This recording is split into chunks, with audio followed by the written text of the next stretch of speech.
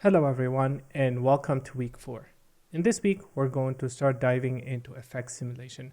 We're going to be focusing on points and particles and learn what kind of visual we can create using this data and how to simulate it in Houdini, what kind of solvers we have available, and what kind of tools we have to manipulate this data and learn how to control it to create whatever effects we have.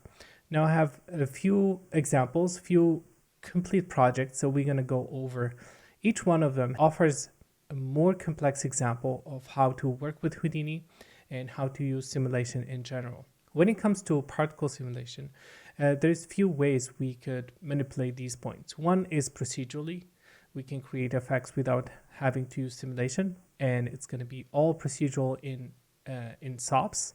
And the second one is we can create elements or similar to motion graphics animation, like the scanning effect here. It's all done procedurally. There's no simulation required here. So there's a lot of ways to create effects in Houdini. We're going to go over these various methods.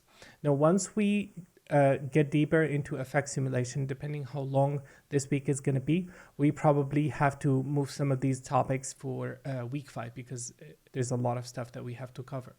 And once we have a full understanding of how to create particles using procedural methods, no simulation meaning, and using simulation, we're going to dive into other solvers, including primarily the smoke solver. And in a lot of cases, the smoke simulation will happen before the particle sim and is used to drive the motion of the particles. At a more advanced stage, we can combine other solvers with particles, including flip fluids. And this is one of the examples that uses flip fluid. And you can run flip fluid sim and then use that data to drive your particles. And so we're going to focus on a few things: how to work with this data in Houdini, how to create non-procedural simulation and procedural simulation. And the next thing I want to talk about is how does all this fit into our learning journey? What does this mean to us? Well, the first part, which is the non-procedural, the procedural part of creating effects, for example, these two, and let me show a clip of this. This is a dissolving effects, which is quite complex, and it's all done procedurally. There's no simulation involved here, and there's a lot of effects. There's a lot of type of effects that we can create without having to rely on simulation. And so by learning how to do these type of projects, we are going to be learning a lot about VOPs and Sops, and that is the core of Houdini. The more we learn about Houdini, the better, the more comfortable we're going to be in the application. And so how does the student fit into this plan of learning? How are we going to actually learn? Well, my method is, at least this part, my method is to show what type of visual this data can represent in the end. So when we say particles, what does it look like? What can we achieve with it? And then we're gonna, by going over various problems and solving them in different ways, we will acquire more and more knowledge about Houdini. And by seeing a professional solve these problems, you guys will learn how to solve problems in Houdini and potentially adopt them to different scenarios. And so the other thing we're gonna go over is how to break down effects into topics that we can work on. So breaking down a complex effects like this and tackling it and seeing what kind of tools are available in Houdini, what kind of tools we have to develop, what needs to be simmed, what can be done procedurally. And when I say sim, it means something that is time dependent, that the current frame cannot be provided without simming all the previous frames. So that is, sim is time dependent, or it requires all the previous frames to be calculated for us to get to a frame 100, for example. We have to simulate and wait 99 frames, and depending on how long that's going to be, it will affect the process of working on these type of effects. And then what needs to be rendered and what's in comp. So learning this part is also very important. For example, this cave scene here, what can we provide? What can we do in comp to avoid doing it in CG? So like how we can balance what needs to be produced from Houdini and what can be done in comp. This is a very complex topic by itself, but I will try to break it down because I think it's very important to start digesting it as we go. I wanted to provide more guidance into how to work on week 4 content and what the goal is and what the aim is and what material we're going to go through. And the main goal for me from this week is to get everyone comfortable to work with animation in Houdini, procedural animation in Houdini using point VOPs, understanding how to use noise, how to work with Sops. And then once all that's done, we're going to move on to create particle sims using pops in Houdini, and then add another level of complexity to that to create smoke sims. So we're going to learn how to work with DOPs and Sopsolver to create complex fluid-like motions and use that to drive particles.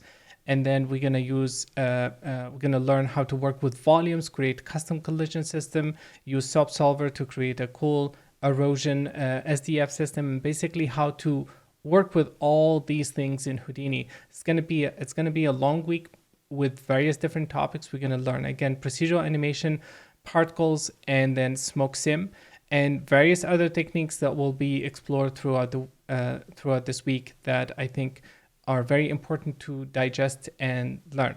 Where I'm also going to be going over the cave scene project and show how it's done and how it can be done in Houdini using only procedural animation with no sims pretty much.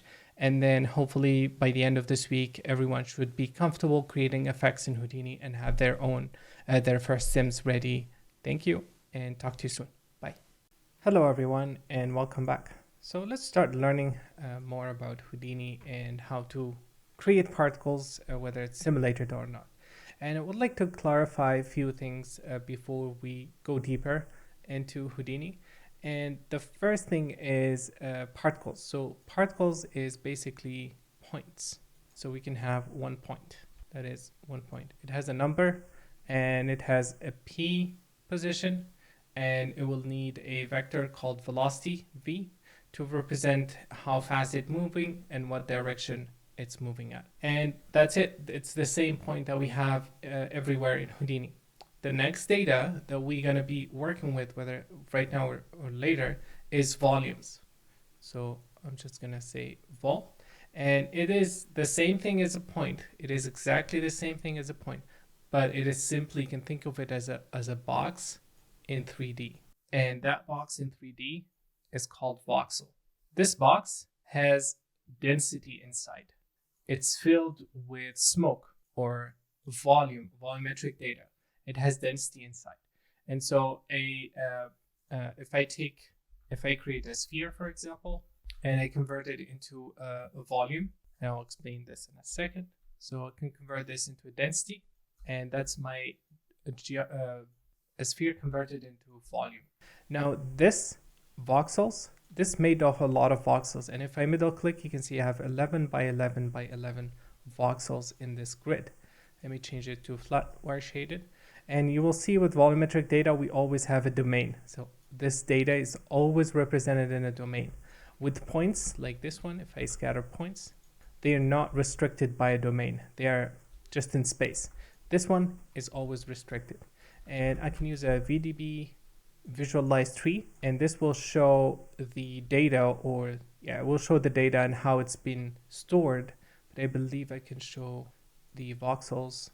So okay, so basically we can represent, we can see the voxels. So each box you see there is what I talked about, and it has a point. I can view it as a point, and you will see all these voxels are inside the geometry.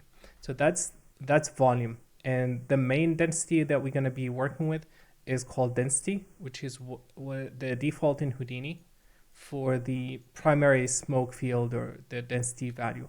The second field that we need is velocity or a vector, and it's going to be a vector field. So like we have a float, integer, and a vector, or integer, float, and a vector. With volumes, we have scalar or float field like density. It's just black and white. It's dense or not dense, or a temperature field. It's hot or not hot. Velocities is a vector field, and it contains X, Y, and Z. So this is the two types of data in Houdini. We will be using point VOPs. We'll use point VOPs, which is the tool or the node to process data at the point level and work with it. Or we can use a point wrangle. So we can use a point wrangle or an attribute wrangle, and this is Vex. So this is the point VOP is going to be a visual node editor, and this is going to be via the Vex language scripting. Same thing with volume. We have a volume VOP, and we have a volume VOP, which is the visual version of working with this data, manipulating this data. And then we're going to have a volume wrangle if we want to use Vex. And let me show a quick example of that. So for example, let's say we have this data on the geometry. We have these points, and I'm going to create a point VOP here. And I'm going to dive inside, and I want to zero out any Y position. So I'm going to use a vector to float, or basically be able to control the height of the points. And I'm going to use a float to vector. And I'm going to leave the X and Y as they are. The X and Z same. And then here, I'm going to use an add node and add an offset. I just want to offset the Y position. And I'm going to send this out. And here I have an interface now, slider. I can move the points. I'm changing only their the Y position. Okay. In wrangle, we can say V at P, and this is to access the attribute P. So V is the indicator. We don't have to type in the type. So we have integer, we have float, we have vectors, and each one of them will need a identifier. So I is for integer, at, and then F for float value, and to access the data on the geometry, and then V at P is to access vector. If we want to process or do something to V velocity, we say V at V, and then it's equal to whatever operation we want to do. In this case, let's say we want to just zero out the position of all the points. And if I display the points, you can see they're all at 0, 0, 0. What if I want to just change the height or the Y position? We can say V dot Y is equal 0. And now we flattened out, we zeroed out all the points. And if we want to just change this or add an offset, we can say V dot Y is equal V at P dot Y, same thing, right? Plus offset. So let's say 0.2 or 1 or 2. And this code now is basically doing the same thing that we did with the interface.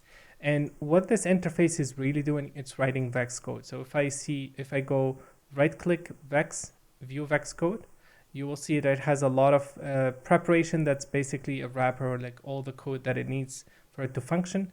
And then here you will see our code. It says sum f.val2 plus input2. So it's doing the addition operation, and then it's changing the vector, and that vector is going into P. So it's here, it's just doing the same thing, but we don't interact with the code directly. We just use nodes, and then Houdini converts them into code. Here we're directly doing codes. There's no right or wrong. There's no good or bad. They're both just fine. Majority of the time I'm going to do simple operations like this in wrangle, and the complex stuff is going to be done in VOPs. And if there is anything specific that needs coding, I will explain why, and we will learn about it. So this is how you process data for volumes. We will get to it once we start processing volumes. All right. So let me explain a few more basic concepts. Let's say I deform this point, these points, using a transform. I'm going to scale them up. I'm going to add a noise attribute, an attribute noise, and deform P. Let's set it to center, and let's increase the noise. And let's increase the number of points to 10,000 so we can see them. So we have points like this. We transform them, and then we create an attribute noise, And so we have two states, right? This state pre-deformation is gone. If I go here, I don't have access to this information anymore because P simply represents the deformed point. We use something called rest, that this rest node is basically creating a copy of the point position and storing it as a rest attribute. And this is exactly what it's doing. If I create a point VOP, it's creating V at rest equal V at P. If I middle click, it's doing the same thing. And I just made an attribute. See here, it's P. I just created an attribute using vex by saying it's a vector and then giving it a name, and then it's equal to this. So this is what the rest node is doing. Whenever you see me use rest, it means I want to store the P position at that moment in time, at that specific graph. You can also store position or the rest attribute from a second input. So let's say I don't want to do this here, but I want to restore or get the rest position at this point. I want to create a rest position, but I don't care about this state. I can link it here and say, okay, go read the rest position from this data. Okay, so now I have rest that is equal to the point position of this data and P. Okay, I can also do the same thing with wrangle. So I'm gonna select it, but I can't do this because P now is equal to this, right? I have to use the second input. So I'm gonna connect it here, and the expression for that, we're gonna use a point expression. So point, and if I open the parentheses and wait for a few milliseconds, you will see a description. So it needs a geometry, a string attribute, and an int point number. So the geometry is going to be where this data is coming from. The string is what is the name of the data you want to import or read from the points. And then the int point number is what is the point number that you want to get the data from. And this here are all default Houdini data that is always there.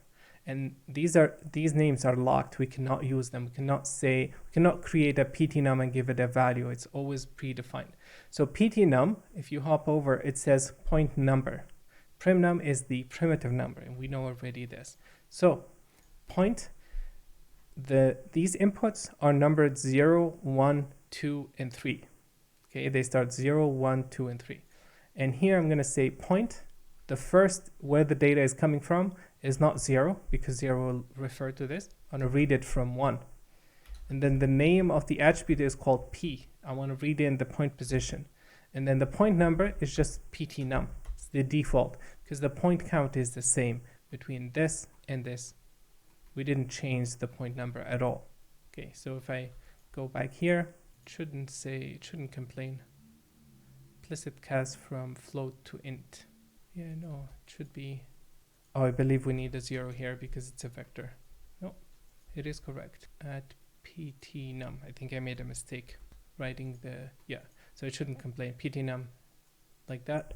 And now if we open the spreadsheet, I have a shortcut for it, by the way, Shift B. So you can hold Control, Shift, Alt, and click, and then say Shift B, give it a shortcut. That's what I use. As you can see now that we have a rest attribute, and it is equal to this data. Next, I want to explain this concept, which is simple, but can be overlooked. So I have this data here, this point position, and I have a deformed position. I can put a blend shape and blend between the two. Okay. Next, I have this data, which is the noised up version. But let's say I'm here and I don't have anything other than the rest attribute. I need to restore my rest attribute to do this nice blend. So I'm going to use a wrangle node and say v at p is equal v at rest. And now we're back. We basically copied back the rest into p from this. And now I can do this blend shape between these two nodes and be able to do this. Okay, so this is in a blend shape state, or in a blend shape node, but I don't have much control. I can do much with this. So we need to build this in point VOPs. And we can use whichever we want. We can use this chain or this. And the idea is I want to build a blend shape deformer between the two. Actually, let's connect this here. And this is my rest. Okay. So my data is intact, and then the rest is coming from this. Let's go inside. And to import any attribute that is not coming through this, I'm going to use a bind node and set the type correct and type in the name. And if I select this node, just to demo this to you, if you double click on that, you will see that all these are also bind nodes, or parameters. Basically it's the same thing. And so this is by default in Houdini, and that's how it accesses the data. And so the bind node, if I plug it here, we're just overriding P the same way we did with this one. V at P is equal rest. This is what this node is doing now, but our rest is noised up. To blend shape or to interpolate between two values, we can use a mix and connect this to P. And now we have a bias attribute. And I can go back up and let's expose this bias. And let's set a frame, the number to 0 in frame 1, and then go to frame 48 and set it to 1. And if I hit play, you get a linear transition. And let's learn a bit about the animation editor. So if I hit Alt-Shift-F, select the node, Alt-Shift-F, it's going to open the animation editor with whatever keyframes we have. Okay, I'm going to hit Control-A and hit F, and that will select all the keys and frame it. And now we have this nice smooth curve, and we can just select it. We can play with the curvature, how this curve is going to be. And what this is doing is basically saying in less frame, get to this value. And if I change it this way, I'm going to tell it to take a really long time without any transition. You can see it's very slowly moving in the first 40 frames or whatever, 30 frames, and then it transitioned quickly. If we want this transition to be linear, we just select it and hit straight, and now the deformation is the same. So if you want to get some ease in and ease out movement, you can do something like this, or you can make it be calm in the beginning and then it snaps, or you can make it snap very, very quickly and stay in the transition state. And this is generally used in slow-mo. You will see the pattern already. So like something is popping up and slowly moving. So that's how you could do it there. All right, gonna copy this, Control-C, Control-V, right-click, delete animation. I don't need this bias, and I'm gonna delete it here. So let's say I don't want to key the frames, and I want to use this attribute called frame. And what this does is it gives us back the frame attribute. And as you can see, one is already fully transitioned because that's the frame number. And then as we go, it's just pushing more and more towards the range that we don't care about. So what do we need to do? Well, we can use a fit range, and fit range is very, very powerful. So you can have, like I explained it many times, you can have something that goes between 0 and 1,000 and make it go between a range that is usable for you. So between 0 and 1, for example. Or you can say it goes from 0 to 1,000, and then here it goes from 500 to 600, let's say. This is the range I want to remap. So you can isolate specific segments as well. And I'm going to show that in a second. So let's say right now, I don't want this to happen over 100 frames. Okay, I don't want this to happen very quickly. I want to make it go from 1 to 40 and gently transition. So let's plug that into the bias. And I'm going to say the source min is 1 because the first frame is 1. The last frame is 40. The destination is 0 and 1.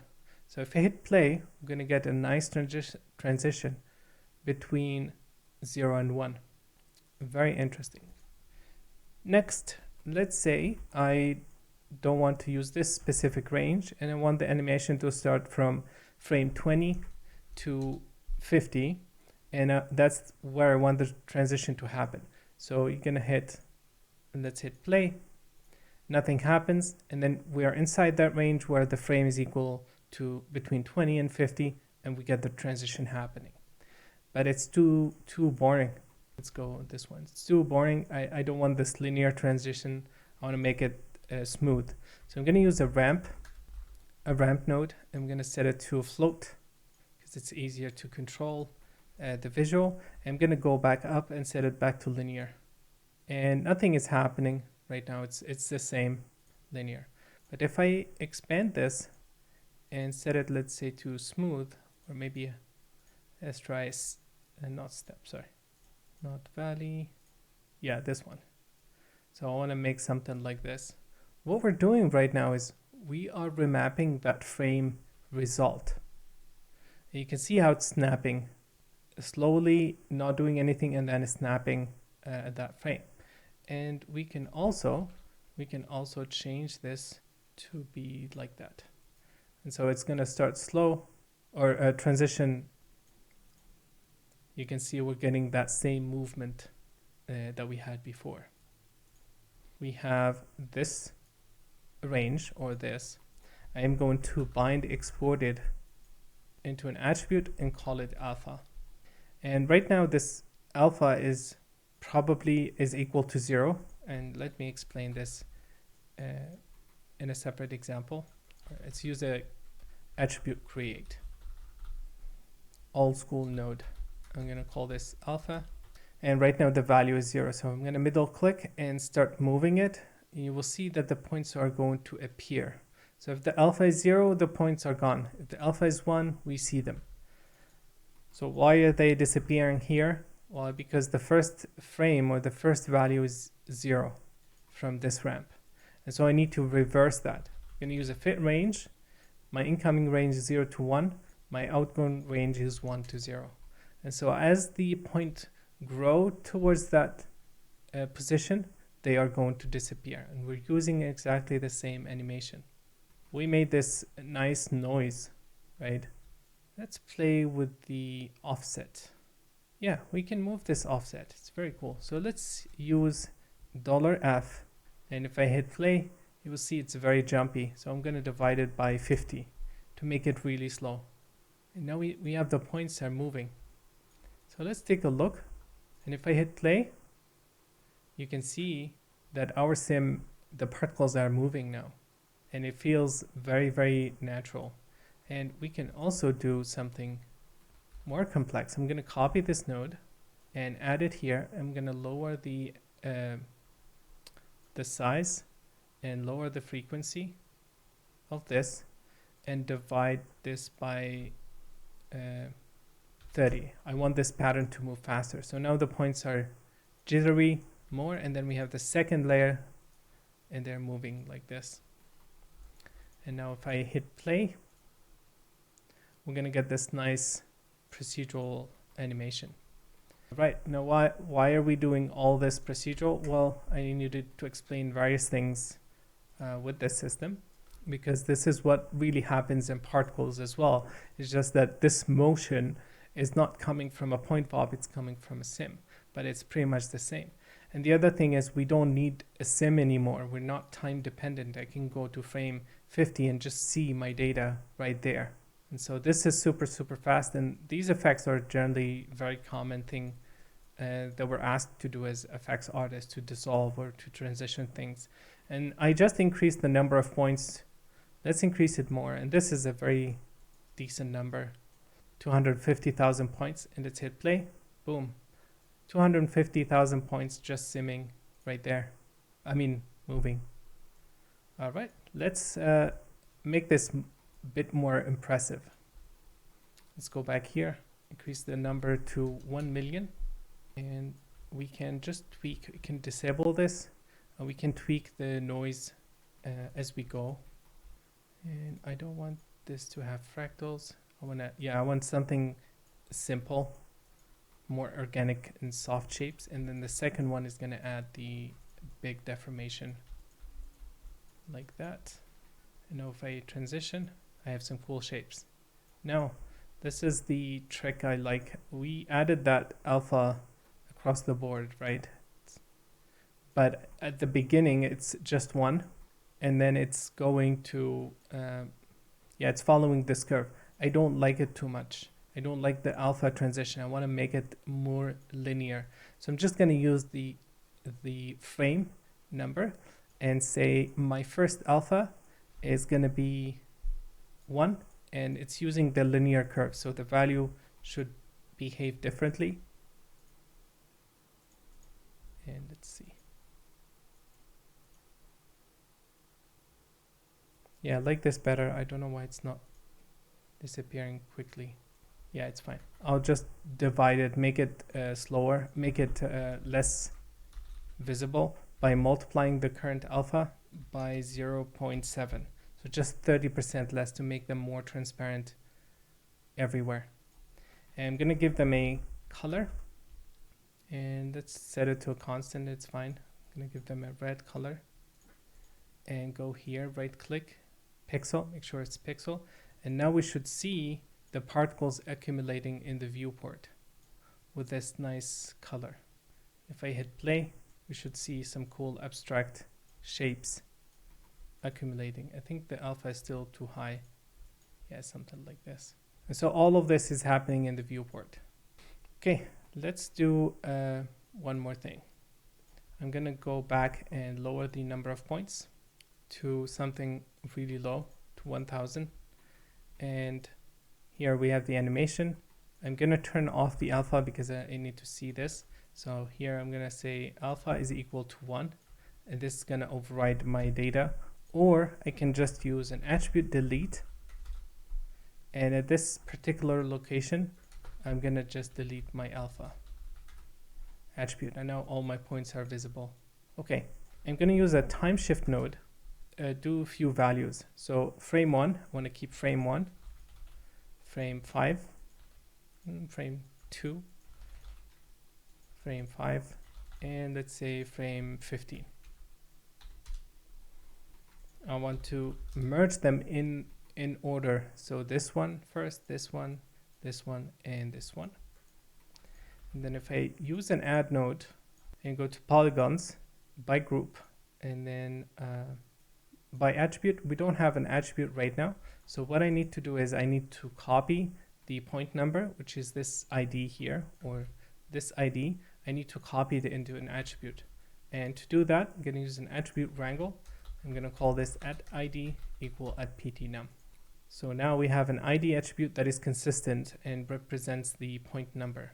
And now if I go to the add node and type in ID, we're going to get curves that represents the motion of how this is working. Let's add one more frame, so 25, and we can resample this, set it to a subdivision, and we get some really nice shapes. And if we go to this and say 5000, you will be able to get more curves very, very quickly. And I'm going to disable the, sorry, not this one, this one. Actually, let's reset it again here. And I'm going to give it a single value. So my alpha is equal 0.1. I want to make the curves very transparent. Yeah, they're not accumulating, same as points. Let's see if there's an option for that. Yeah, we can shade the curves. Yeah, I think something like this would work. And so we can easily use that motion to use those points to create curves, or things that we can use later in Sops. And if I display the geometry, we have some nice curves coming out of this. All right, there's no animation involved, but I think you guys get the idea. So the next thing I want to do is, now that we understood how this system or these things work together, that we don't have to use Sops to create particle animation, we can rely on this. We're going to see how we can make it so that instead of this sudden or uniform transition, we're going to drive it with a noise. And we can do that here. So I can create a noise pattern just to illustrate something. And let's say turbulent noise. And let me increase the number of points to 50,000. And if I go to the noise pattern, let's visualize it as the color. You can see we have spots, we have blocks. And let's look at the color information. It goes between 0.5 or 0.65 and 0. I'm going to multiply it by 10 and use this as an offset to the frame number. And let me delete this one. Cut the display. And then here, instead of source between 1 and 0, I want this to be all offset. So I'm going to change it to 20 and 70. And now if I hit play, we are going to see that that noise is offsetting the frame number, and we're getting the dissolve effect basically. So let's lower the amplitude here so the deformation is not that big between the clusters. And now if I hit play, you will see that it's starting nicely, or driven by a noise. But we're going to make it better in the next video. Thank you for watching and see you in a bit. Hey guys, and welcome back. So let's improve a few things in this setup and dive into the noise control that we want to create to make this effect more interesting. So I'm going to copy all of this. I'm going to move over and show you a different workflow for creating the dist attribute that would solve one main issue with the current method that we have. So right now we have this gradient that uses 0.70, and every time we basically that is the distance that we use. But let's say we want the growth to start from here and also from here, or from a different location, or have just more than one point. It's going to be tricky to combine all of this. So Houdini 18.5, I believe, and 19 has this new node. They improved it as well. It's called distance from geometry. So if you connect the points, and we need the two inputs to go in this node, and then select the node and select the reference group. And it's going to ask you to pick points. Let me change it to points. It's going to ask you to select the points. So I'm going to select few points here. And let's say we want another growth to be coming from the top. I'm going to select that. And you will see that it's creating this gradient that starts blue and white in the center. And if you middle click, there's a dist attribute being added here.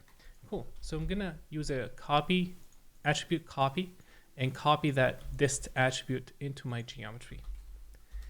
And I'll explain why I'm not using this graph in a second, but basically I want to calculate the distance and then copy whatever result I have into my geometry. I'm going to use a point VOP and dive inside and import that dist attribute. And let's visualize it in here. So you can see it's black. Let me change the background. You can see it's black here, and then if we put a fit range and find the range for this, we can get some nice gradient, and we can have it so that it moves like that. All right. So the next thing I want to do is I'm going to use the frame data to have this mask animated. So right now it starts at 0 and 1, and I'm going to use an add, and I'm going to use this as an add to the frame number and connect this to CD. And let's first, let me connect this here and get a nice gradient. Let's set this back, and I want to get nice gradient. So I think 0 to 6 is a good value. And then let's connect it to the frame. And right now we're adding 0 to 1 to the frame. I don't want this specific offset. I don't want to add 0 and 1. I want to add something else. And what I'm going to do is I'm going to add 0 and a negative value of, let's say, 20. And now if I hit play, you will see that it's animating, because we're using this distance to offset the time, the frame number. And we can say -5 and 20. Now it's going to start at frame 5 and 20. All right. Right now, the distance, you can see it's very uniform. This control here is very uniform. I want to change that. I want to add some noise. The easiest way to do that is right in the selection here, if we noise up our result, and this is why I split it, if we add a noise to our result, it's going to affect this distant control. Let me go to and grab this noise here and plug it into the second input of my geometry. I think it can go, yeah, both. And you can see right away that now we have a nice noised up pattern. And we can increase this, and you see we're getting more and more breakups. Right? So now I don't need any animation on this, so I'm going to remove it. And now we can have, if we hit play. So let's say we want to add some offset or make this transition longer. I'm going to go here after the addition. I'm going to put down a fit range. And let's say I want the duration to be from 10 to 15. And now if we hit play, it's going to be a smoother transition. And we can make it longer if we want to. And now it's taking much longer to transition. But let's keep it at 15. And let's set this to 0 and this to minus a bigger number. So I want the offset to be bigger. And if I hit play, it's going to take much longer for the growth to happen. And this is more like the pattern I'm looking for. But right now, this is too uniform. So the pattern we have here is too uniform. I want to add some breakups to it. So I'm going to create a turbulent noise and use the point position and add this noise to here. And let's increase the value to 10. And by doing so, you can see already that something is happening. So if I hit play, you can see there's difference in the result. But this offset, this output is not very visible in the final result. So we need to fit range this.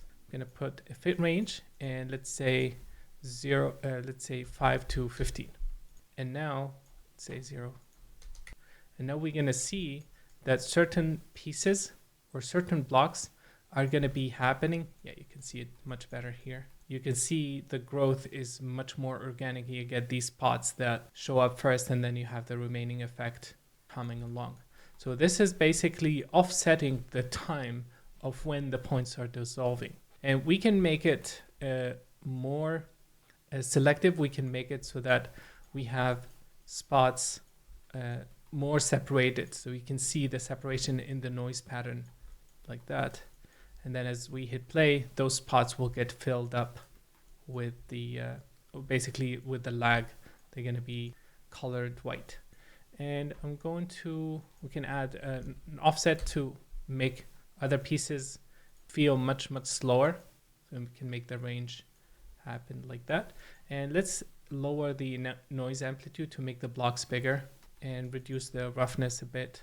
Maybe reduce the amplitude as well and reduce the roughness of the noise. And let's just make it 0 to 15. Now we have some really cool pattern. You can see spots are happening first and then the rest is dissolving. We can reverse this as well. We can say 15 and 0, and this will give us the reverse where you have the noise grow and then blocks of it will come later. So you have these nice gaps in here like this one, and then that will show up in a later time. So this is much more organic effect. All right, next. All right, so all of this is driven by this value, the last one, so that the frame range happens between 10 and 15. And because of all the noise basically happens at a much longer period of time, especially with this -80 offset. And so what I want to do is if I change this number to, let's say 25, the effect is going to be very, very different in terms of timing. So what I want to do is I want to vary this source max using a noise attribute or a noise data. So I'm going to copy this and we'll keep the source min and max. And I'm going to say the minimum is 15. So min is 15 and the maximum is, let's say 50. And let's connect this into the source max and let's increase the noise pattern and change it. And let's hit play. So what we're going to see now is we're going to have places that are taking much longer. You can see it already. So before everything was happening at the same rate, but now it's taking different timing per block based on this noise. We can change the noise or the pattern in any way we want and get different breakups. So this is much more organic effect. And I'm going to export this as an attribute, bind export. I'm going to call this mix anim. And now we can use this attribute to mix between whichever state we wanted to create. So I'm going to copy this part and paste it here. And this is our noise.result. And it's going to be our rest. And let's create a point VOP and bind import that rest. Probably have a network for this already, so you can skip this part. And I'm going to mix between the position and the rest. And we're going to use the mix anim attribute as the bias.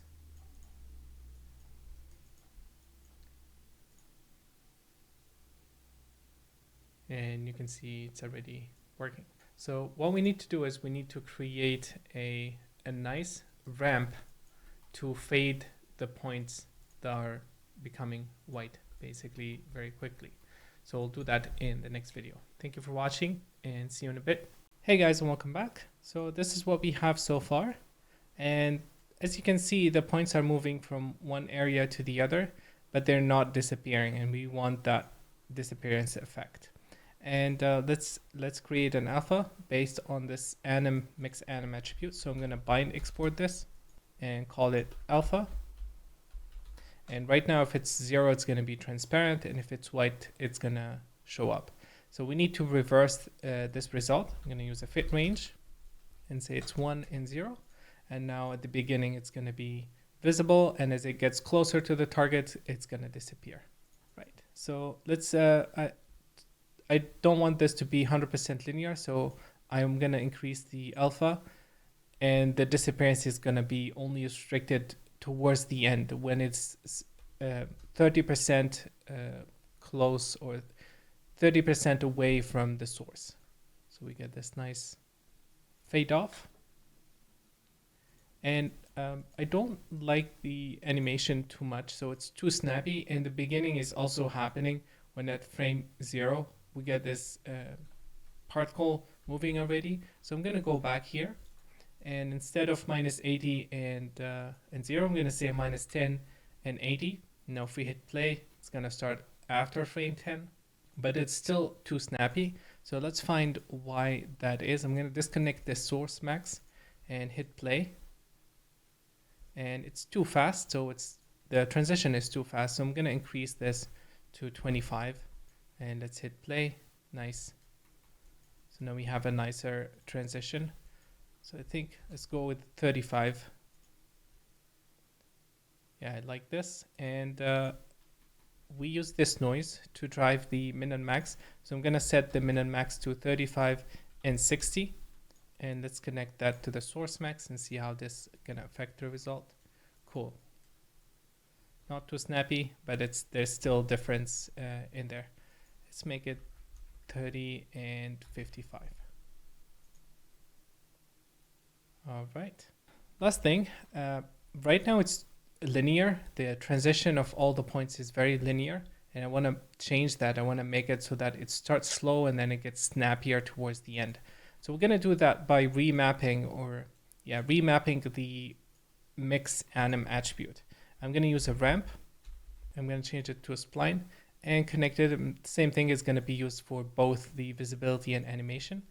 And here, instead of a linear curve, I'm going to say round, and I want to keep it slow, and then the transition happens faster. So this curve is going to give us that. And if we hit play, you will see that it starts slow and then gets snappier towards the end. Let's go back and increase the range of the transparency, and let's animate the noise. It is animated, so let's see how this is looking. Yeah, we could probably increase the noise a bit, like that. And let's go back and increase the number of points, because the whole idea for this is to be able to have lots of points and sim it relatively fast. And I'm scattering points with the relaxation feature, so they're nicely distributed on the surface. We could probably increase this to get an even nicer distribution. Right now we have gaps, so it's gonna take some time, but the points are gonna be nicely distributed. And let's change this to black, and let's dive inside and use this mix to create a color. So let's use a ramp, and I'm gonna call this color ramp. It's black and white right now, and I'm gonna connect it to CD. And I want the points to start, let's say dark red, and then I want them to have some fiery look. So they get orange, and then a yellow tone, and then white at the end, or close to white at the end. Okay, let's make sure we're displaying them as points, as pixels. And let's go back to the first frame. And right now, when I'm at frame 00, the alpha is 100%, so it's completely visible. I'm going to lower this to a smaller value so that we can see through a bit in the beginning, so they're not completely visible. Let's lower this even more. You can see it, yeah. You can see now we have this ghosting effect. And let's do a screen capture of this and see how it looks. Here, I'm gonna do it live.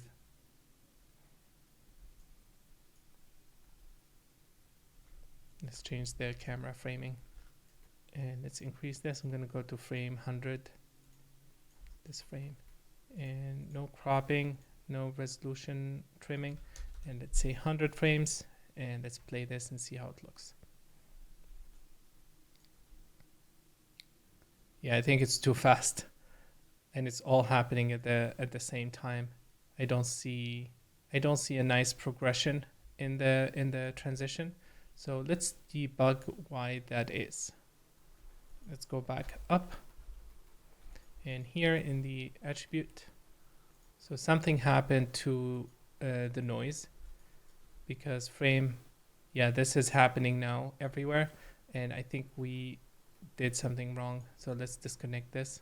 I think one of the offsets is, yeah, so this is something that we have to fix. Let me go back and restore the settings. And when we did the scatter, previously we selected specific points, and now because we changed the number of points, the selection is gone. So I want to make this procedural, so I'm going to create a group node, and let's just make one group. And I'm going to use a sphere, and let's find a good spot and just select a few points, and I'm going to call this center, and then it gets noised up, it doesn't matter, and then points is center. So now my data is correct. And if you're having a hard time visualizing, just disable the noise, and then everything should go as expected. So let's hit play. Ooh, very nice pattern there. And let's play, let's animate this. And I'm gonna frame it so that the points are out of screen.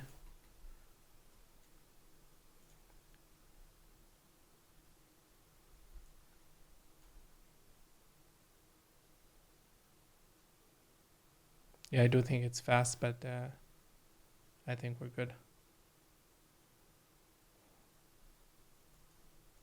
Very cool. Yeah, and I will provide the another example with better animation. But yeah, that's one dissolve, and that's I really like to make this even better. So I'm gonna copy this and make another selection up top, and here with the groups, if we want them to have the same name, select the ear. If we want them to have the same name, we can just union with existing, and now the noise is gonna work. And let me turn off the relaxation and increase the number of points to 2 million. 2 million here, and I want to make it slower, so 35 to 65, and I will reduce this. It's good, this is good, and let's increase this to 7. And let's be more aggressive with the noise here, which is this one. Let's just go, let's try something different, and it's gonna move. we'll make them moving faster. So this one 30 and this one 15. And let's do another play blast.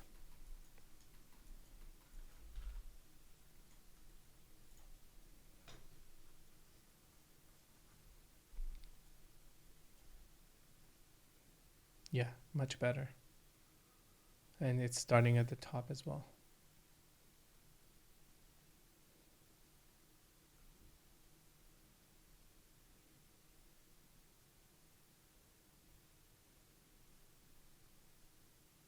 All right, thank you guys for watching and see you in the next video. Bye. Hey guys, and welcome back. So I've done some more tweaks on this, and I'll provide the file for this one. I made it be longer. I made the last color that the points go to is black. I increased the number of points, and I changed the position of the goal geometry so that it's around here. And that's pretty much it. I'm happy with this one. I think it's gonna look very cool if we render this. And we are not done with Sops with like procedural animation, but I want to end it here because we need to dive into a few more things. But I also want to explain the advantage of all of this in a bit more detail. So this is my geometry, and this is something that we can do with particles or with sims, like to have all this live feedback. And again, I can go to any frame, no sim is required. So I can see any state, and here, for example, I can change the position, maybe this one. I can change the position of my geometry and know exactly how the sim is gonna look like. I can rotate this, and obviously if we change it, these points are further away, they're gonna take longer. And then here we can tweak the noise. We can tweak the noise to get different results.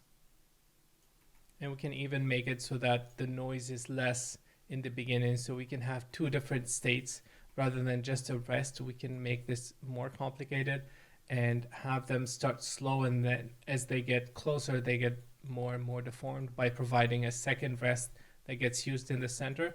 And if you're just curious about how would we do this, we can easily get this range here or this anim and put down a ramp again.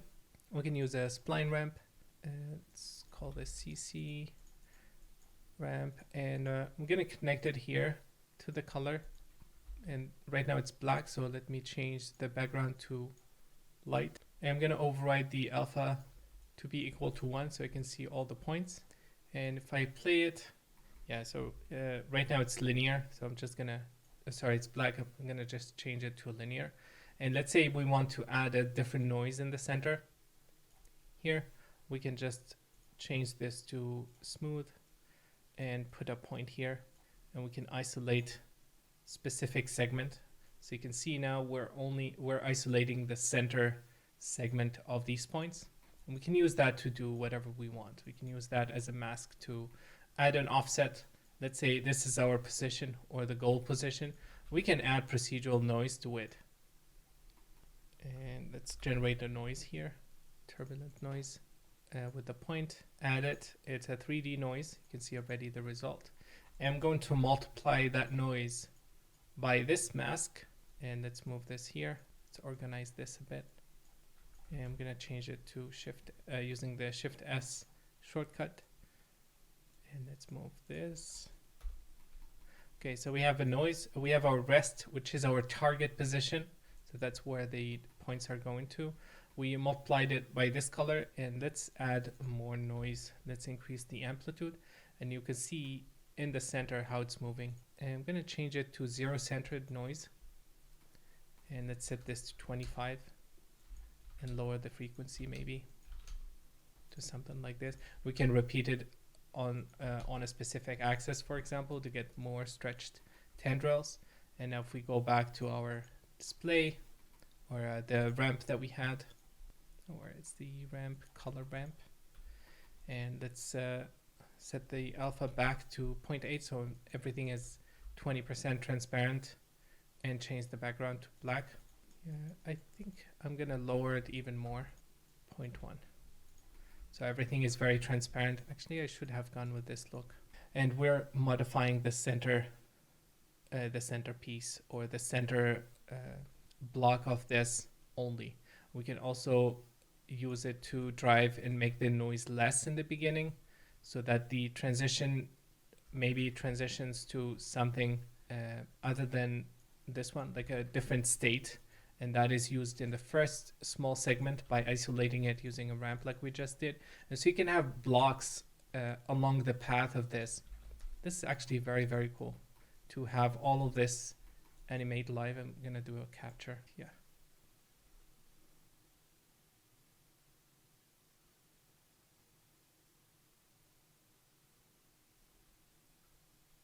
Yeah, I'm super happy with this.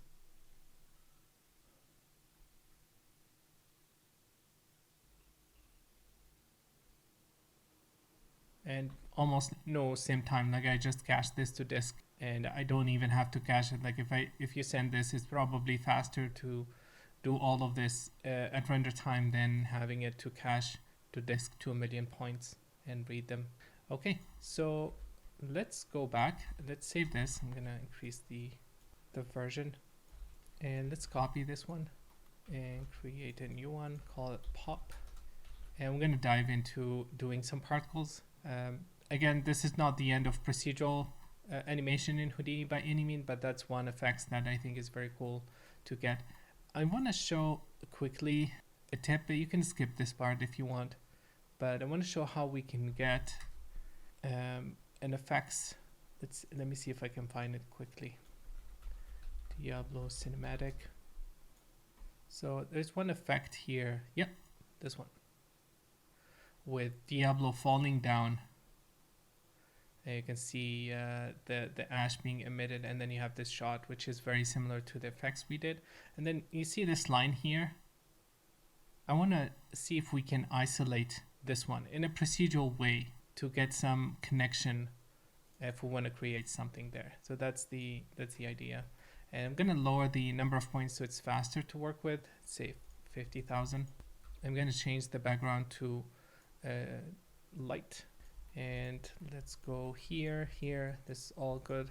And what I want to do is I want to isolate when this happened. Right now it's not too blocky, but I want to isolate this, the intersection of the noise. And I want to do it in a way that, let's say this is my state, this is what I have, and I don't have anything else. I've received the cache and I need to make this animation. I want to show how we could do that. So I'm going to create a time shift and set it to the first frame, and then delete all the attributes. Let's say we got a cache from Maya or something with just this animation. There's no attributes, there's nothing. So I'm going to delete all of it. And I'm going to create a new rest attribute. Actually, this one is animated. So the rest attribute is going to be the static frame, which is this one, right? Let's create a point VOP. And let's import that rest data to float and subtract p from rest, compute the length of that, and let's export that, or let's just visualize it as a color before the fit range. So if I just compute the length of this, and we're computing the difference between this position and the rest, which is this one. And what we can do is we can plug a fit range here and maybe increase this to 2 and just try to get a nice ramp like so, maybe 3. And then we can put down a ramp node. We can set it to a color, it's fine.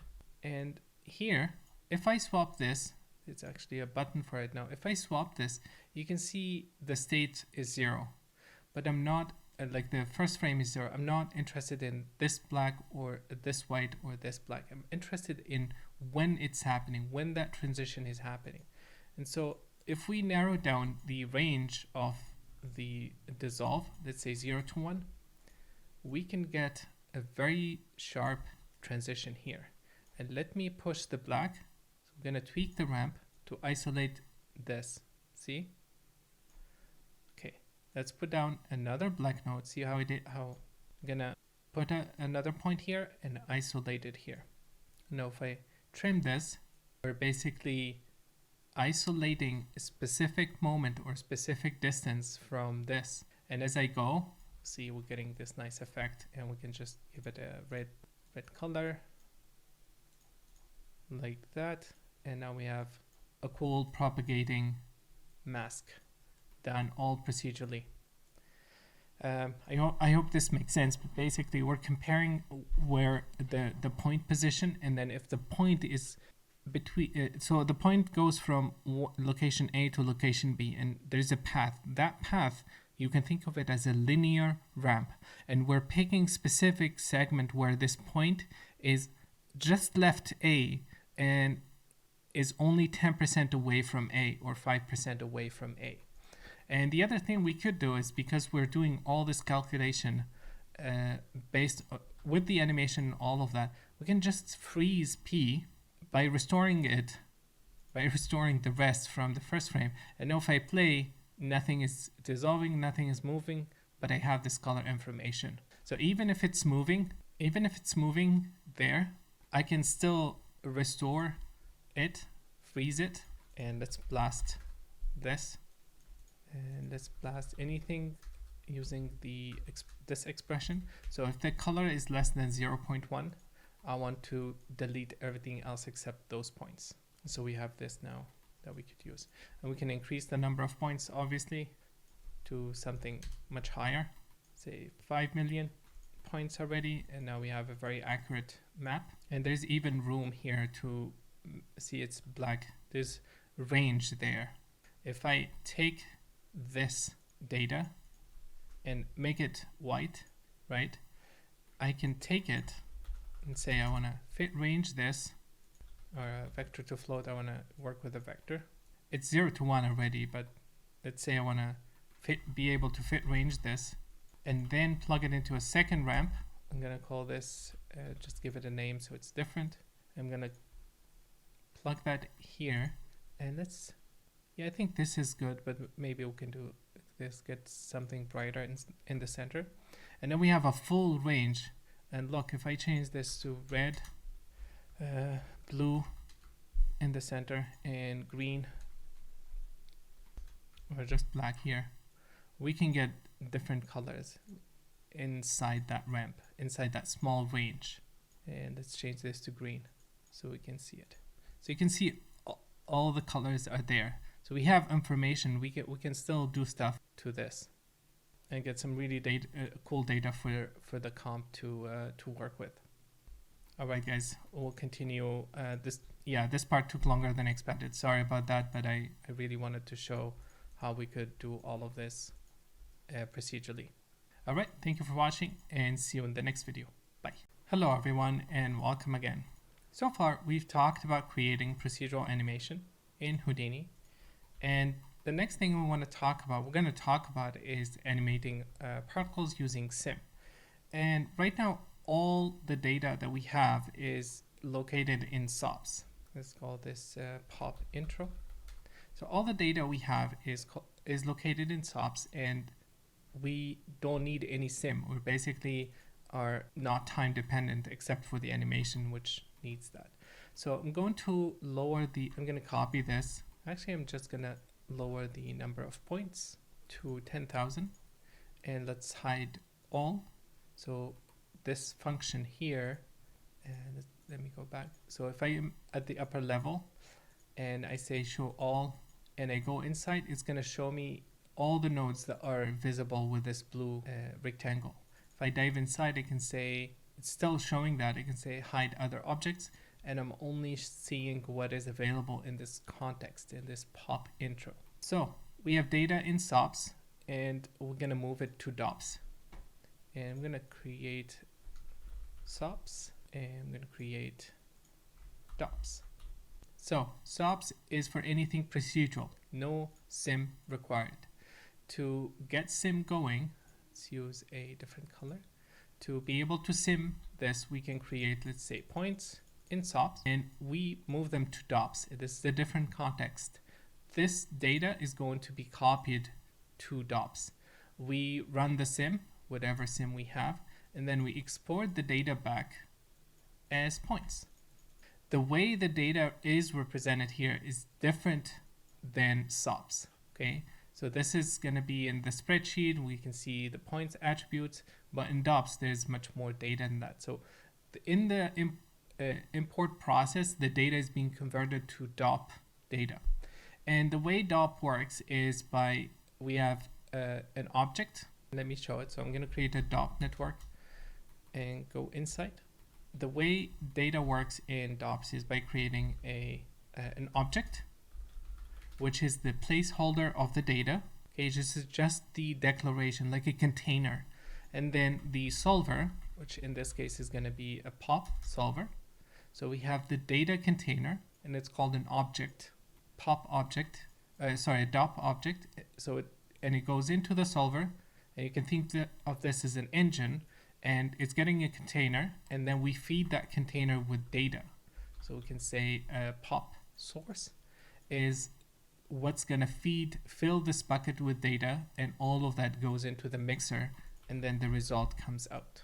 Okay, so that's how DOP works. We have a container, we have a data that fills in that container, and then this engine will mix everything together and give us the data back. And here inside in this chain is where we can connect operations. So let's say I imported points from Sops, and we want to apply things to them. We want to add a force, for example. We can say a pop force node, and we can plug it here, and that will get executed as the data gets imported. It will apply this node. It will apply a drag force, for example, to slow particles down, a pop drag node, and then all of that gets in the mixer. It processes that and gives us back the data. Now here, we haven't imported anything yet, but here we need to import the data out of DOPS. So to bring it back into Sops as animation, we have to import it out of DOPS. And to do that, we're going to use the DOP import node. We select the DOP network. We tell it the object name, the container name here, and then we change it to fetch geometry from DOPS. Okay, we tell it, give me back the data from DOPS, and now the points are going to come here as animation, the particle animation. So let's take a look. Let's create a null, and let's increase the number of points to 10,000. And I'm going to call this out points. Okay, let me delete all of this. We're going to do it again. And let's move this all the way so we're not distracted by that. And I'm going to say, I'm going to create a DOP network. I'm going to call this DOP sim. I'm going to give it a red color. And inside, if I double click, we're now inside the scope. And if we go up here and take a look at the spreadsheet of this out data, you can see how the data is laid out. This is Sops. Okay, if I go back and dive inside and change the spreadsheet, you will see that it's changed. Okay, the data representation is very different in DOPS. We don't have to worry too much about this, but there's a conversion process, and there's a cost for that.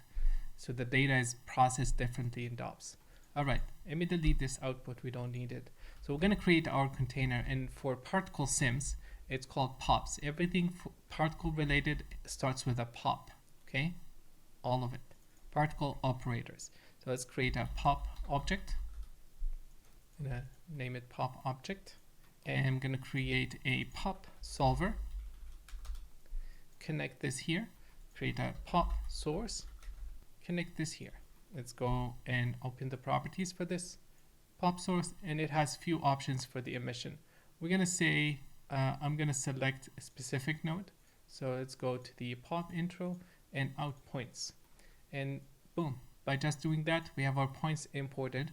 And I'm going to change it to all points, which means don't generate data, because it has ability to scatter points as well. I'm going to say don't generate data, just use the points I am giving you. And now if we hit play, nothing is going to happen. But if we go to the spreadsheet, and you'll see that first the data has changed, and now under pop object, which is the container, there's a type data called geometry. You can see we have all the geometry data. It's being emitted. And if I middle click, you see you have 2.4 million points. And if I go to the first frame, we have 100,000.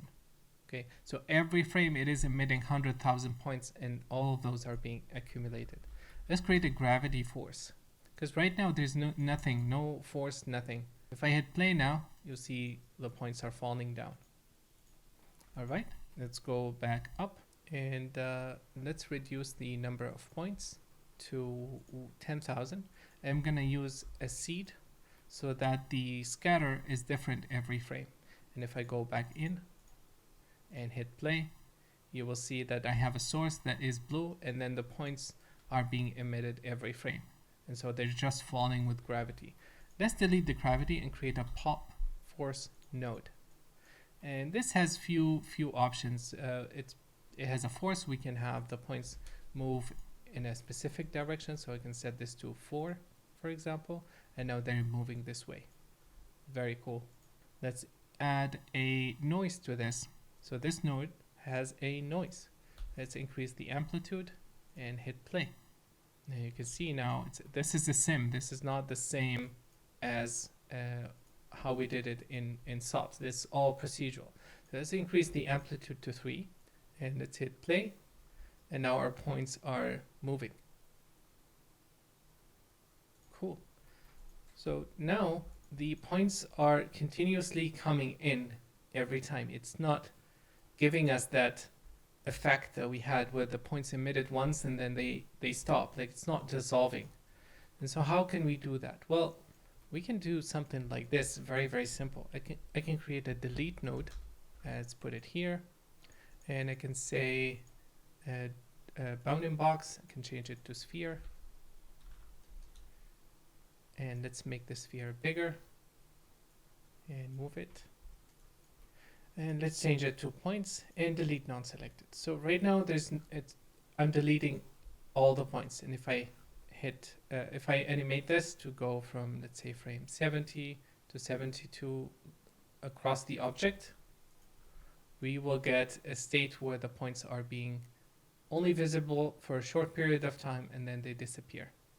Okay, let's go back in and let's hit play, and now we are getting this effect where points are coming in as they are emitted in Sops, and then the source is gonna disappear. And see that blue thing behind is the source of the data, and we can change that color. We can hide it if we want to, and we can change the particle life. We can change how long these particles live. And so 100 is about 100 T, and a T is 24 FPS. And you can check that by checking the settings. You can see 24, and that's 1.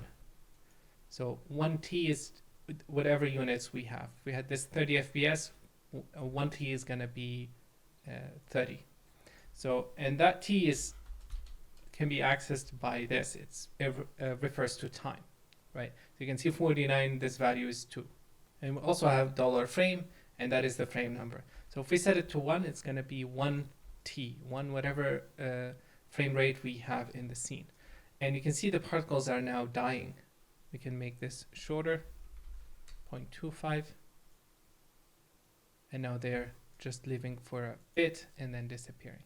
Let's increase this to 2.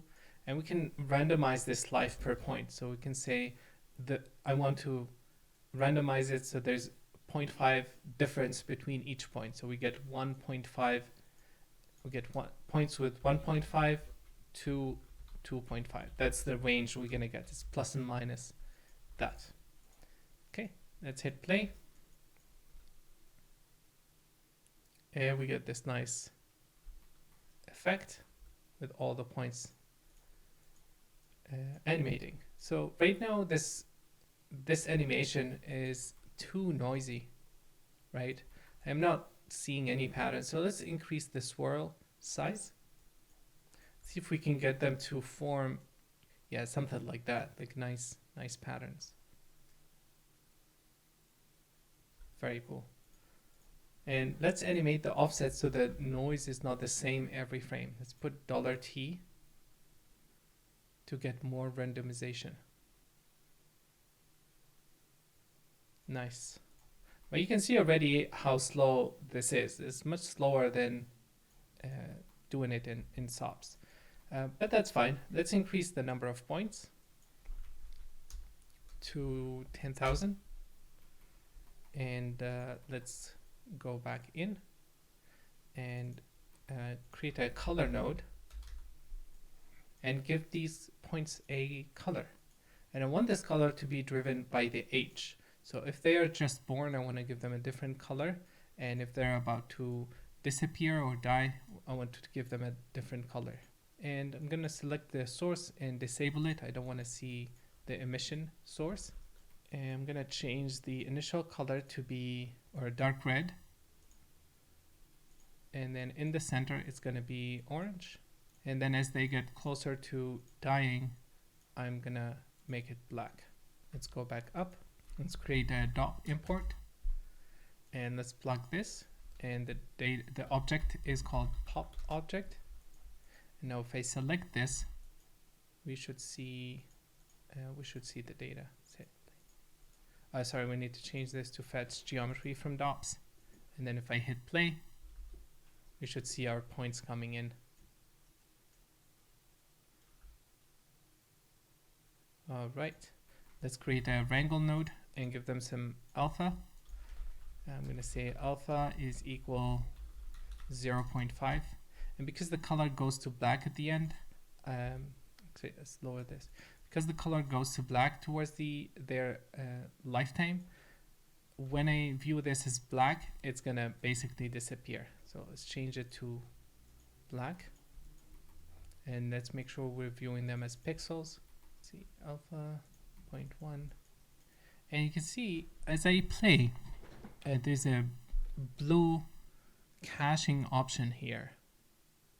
And when it's blue, I can scrub the timeline easily. It's not simulating anymore. It doesn't need computation. What's happening is it's caching it in memory. And if I go to cache under the pop object, there's this limit here. Depending how much memory you have, you can increase this. So you simply cache more in the scene. You allow dops to cache more data. And again, this is a viewport glitch, so I'm gonna create a scene view and let's change the background to black. And let's go here, hide all, and let's I'm gonna do a play blast, and then we're gonna work on this a bit more in the next video. So let's play to 140, turn off resolution, crop mask, and hit start. And I'll catch it, and then we're gonna check it in the next video. Thank you guys for watching, and see you in a bit. Hey guys, and welcome back. So this is the preview of the sim, and we have our particle dissolving and emitted from the surface, and it's looking pretty cool. I like it so far, and let's keep improving it.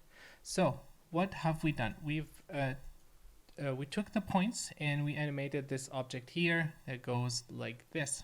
So what if we don't do this animation exactly? Copy this, and instead of this 72 here, I'm gonna move the sphere back, and so the points are going to appear and continuously be there, because if we look at the noise here, they're transforming from black to white, so they're going to be white and on all the time. And let's see what kind of issue this is going to present to us. So I have the points here, loading them in, and I'm setting this to all points, and then if I hit play, we will see that the source is going to come in slowly, animating, and then it should not stop emitting. So I need to clear the cache. So these points are static now. They come in and they're static. And let's hit play.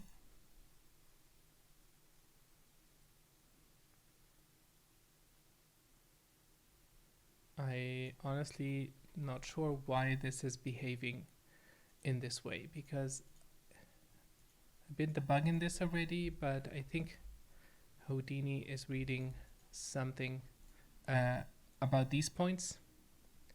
And I'm gonna go to the scatter and turn this off. I think it's checking if the point ID is the same. It does not emit again, but this is a new behavior. So what we would expect is the source to be coming in and then to continuously emit from the object. But that does not seem to be how it used to behave. So let me change it to first input, and let's try using it this way. So what I would expect is the source to start emitting exactly like this. But I don't know why it's doing the other way where the points are disappearing. So this is the default behavior. This is how it should be. If we emit from all points, we would get the source coming in, and then it wouldn't disappear. It will continuously emit. So let's try to change it to points. And once we do that, we have this activation rate. So let's set this to 0. We're going to use the constant activation rate, and let's hit play. And now the source come in, and it will continuously emit from the object. And let me do one more check. I'm going to turn on randomize point order just to see if that is affecting my source. So this is how it expected to behave. I'm going to do one last check to change this to use parameter values and hit play. And see, now it's behaving the same way. So I don't know what's happening with Houdini, but this is the default behavior. So now we've animated the mask, and the objects are coming in and emitting points. So how do we go about deactivating them in an interesting way? Well, before, I know we did this animation, comes in, comes out, but it's emitting more than once, right? Because this state, these points are on for a much longer period of time, and then the rest is only there for a short period of time. So how can we make it so that it's correct, it's animating correctly? Well, first let's use the noise. Let's use the noise as the mask. So I'm going to use a blast node and delete any point that is not white. So at cd.x is less than 0.1. I'm going to set it to points, and now I've isolated the points. And let's object merge this, and I'm going to copy this one and call it out noised points, and this is going to be my source. And let's dive inside and connect this one. So now if we animate, it's going to respect that noise, a new noise pattern, and give us something similar to our animation. But the points are going to be emitting forever. So that's what we need to fix. And I want to show a trick. So before we did that nice ramp with checking the rest position. So we did the trick with checking the difference between the rest position, but that was because the points are moving. So how can we isolate it to create a mask that works and give us points one time only and works with the dissolve effect? So we're going to do that by checking something called the delta. And the way we do this, by taking this state. So what is different between this state here, and let me set the colors all to white or to red. Let's set them to red. So these points, and then 2 frames ahead of that, or 2 frames before that. And let's change that to blue. And so this is my 2 frames before, and this is 2 frames after. So before, after, before, after. You see something?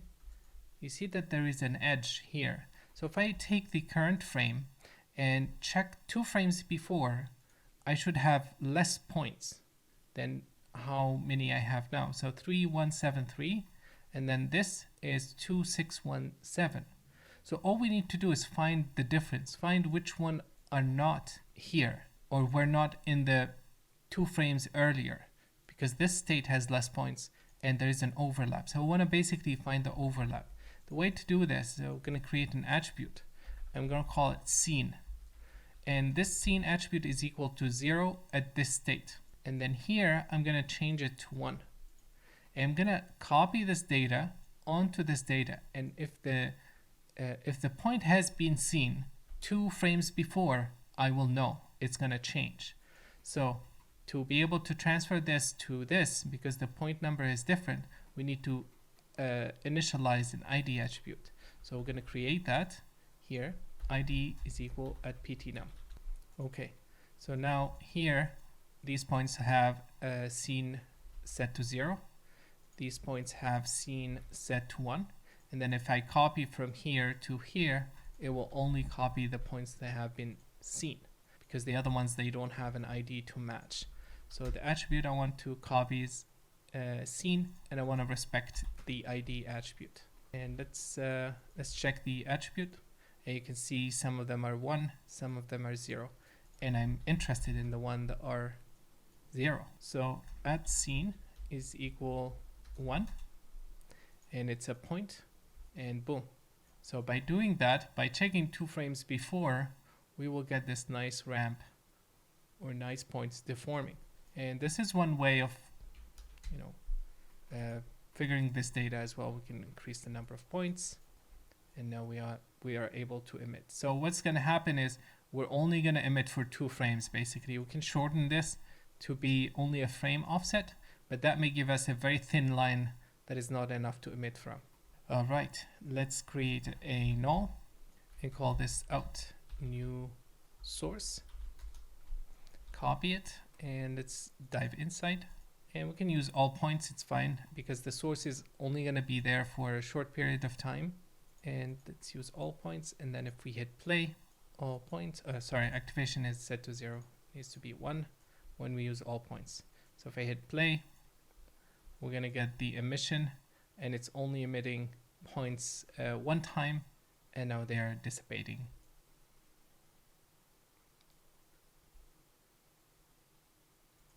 All right. Let's go back. I'm going to reduce the number of points here to 50,000. And inside this, I'm going to change it to use 2 points. And we can increase the number of constant birth rate to emit points in DOPS. Yeah, this gives us a better emission overall. And let's increase it to something really high and see what's going to happen.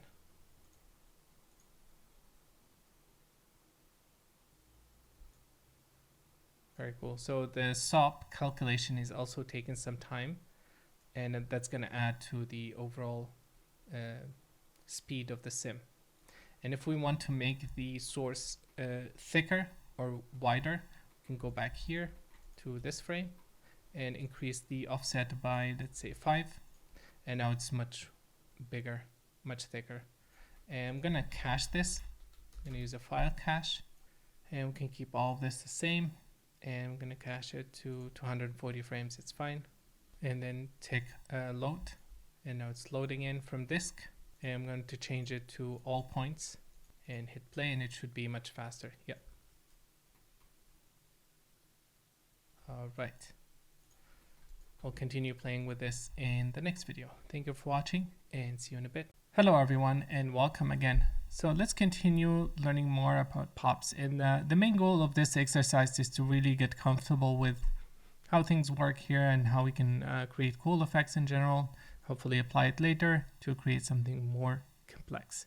And the next thing I want to show is how to process things here, or how to work in DOPS in a way that will allow us to control particles in any way we want. So the first thing that I think of is I want to trail these particles. I want to emit from them, because right now I don't have a lot of particles, and I think nice integration would have, if that's my source, I would get some trails and like more volume, more data. And so what I want to do is I'm going to use a node called Popreplicate, and I can say this is my source, and right there it's replicating the points. And the constant rate right now is 500, so that's too high. Let's set it to 10. Actually, let's set it to 100. And here you can see the shape by default is sphere. I'm going to change it to point. I want the points to be local. And I'm going to lower the activation rate, the constant birth, to, let's say, 10. Just 10 points. And then the life expectancy of these newly emitted points is 0.5.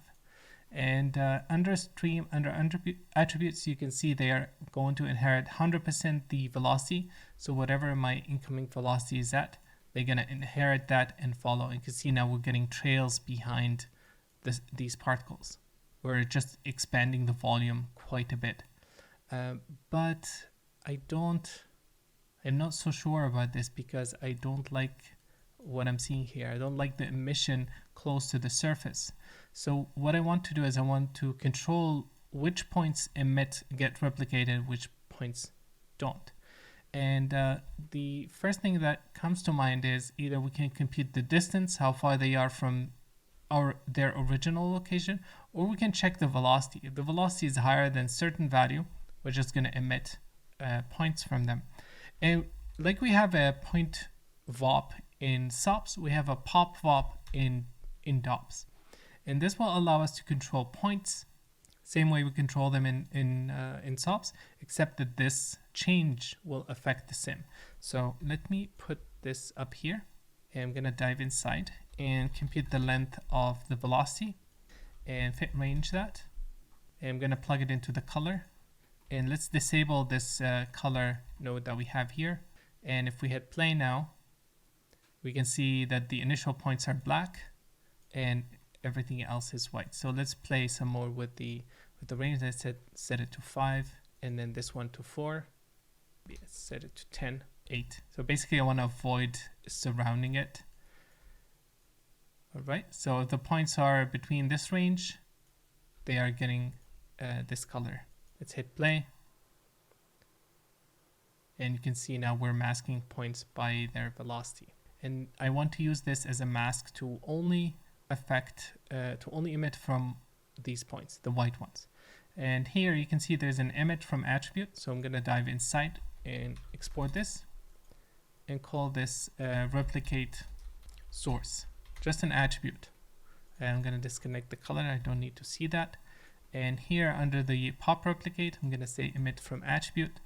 And it's basically 0 and 1, 0 to 1.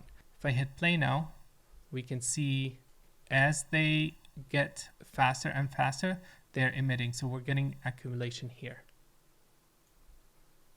All right, so that's one thing. And I'm just going to move this to the side because I want to show something else. So one common thing that we do in effects is you basically, to get more points, to get more particles, we run different seeds. So I can save this sim, and let's go back to the out context and import this data, and I'm going to cache it as v1. I'm going to call this sim wedge 1. So we're going to create multiple sims, and then by combining them we can increase the number of points and the amount of details. And let's go back here and increase the number of points. Actually, that's fine. We'll use this one. So we'll cache 100 frames only, just 80 frames, and let's hit save. We'll go with 80. Okay, and then the second seed, I'm going to copy this and dive inside.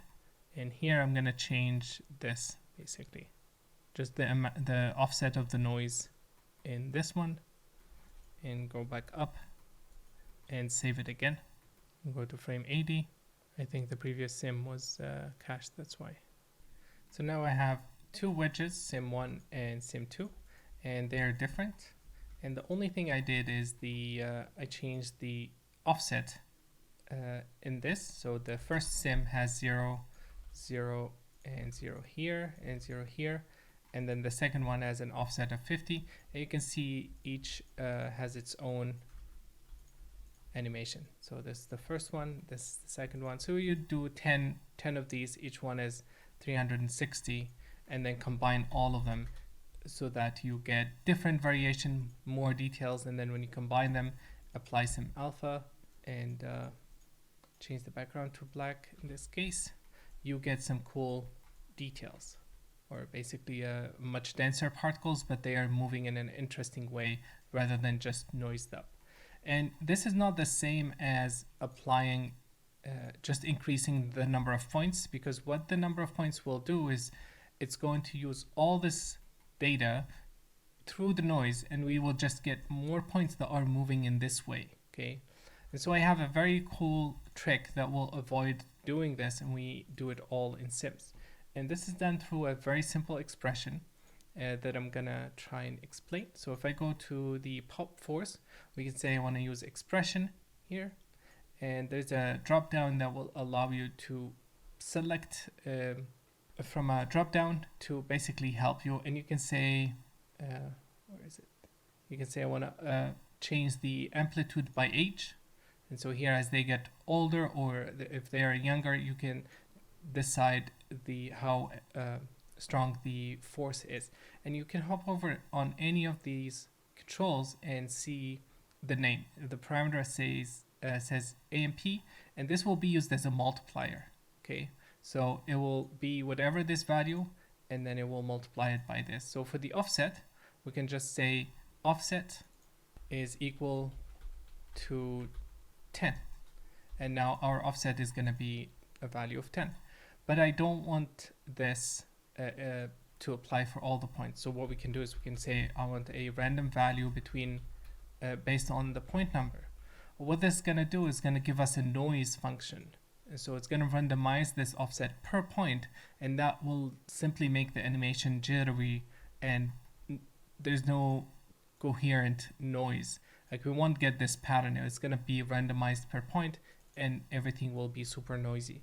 So I want to change it in a way that is one value for a group of points, a second value for a bulk of another points, basically group the points. And the simplest way to do that is by using a random function with a floor function. So here, let's use ID actually, not PT. And I'm going to add a seed. So if we add an offset to whatever random function we have, whatever attribute we're using, we can just add a seed, any value here to offset it. And this, I know it's going to give me between 0 and 1. Okay, and I want this range to be bigger. I want to have it go up to 4. So I'm going to multiply it by 4. So what this is going to do now is going to give us a value between 0 and 4 per point. Okay, and I don't want it to be per point. I want it to be per block. So the simplest way to do that is using a floor function. So if we floor all of this, let's say we get results that are 3.1, 3.2, 3.5, all of that is going to be 3. Okay, if we get values that are 4.2 or 4.5, whatever, that's all going to be 4. So it's basically going to clamp the data and create some sort of stepping inside the data. So we're going to have a block of value offset of 1, 10, 1, 2, and 3, and 4. And then I'm going to multiply this by a large value so the offset is different, just something here. And what I'm going to do is I'm going to go back here to the scatter and use this as because I want a constant source so I can show this better. So constant source, and I have 100,000 points, so that's quite a bit. So let's create a new one. Let's put 10,000 like that, and let's relax them. Actually, let's keep them noised up, and I'm going to set this to $F so it changes every frame. And let's go back inside. I'm going to copy all of this so in case we wanted to restore the file.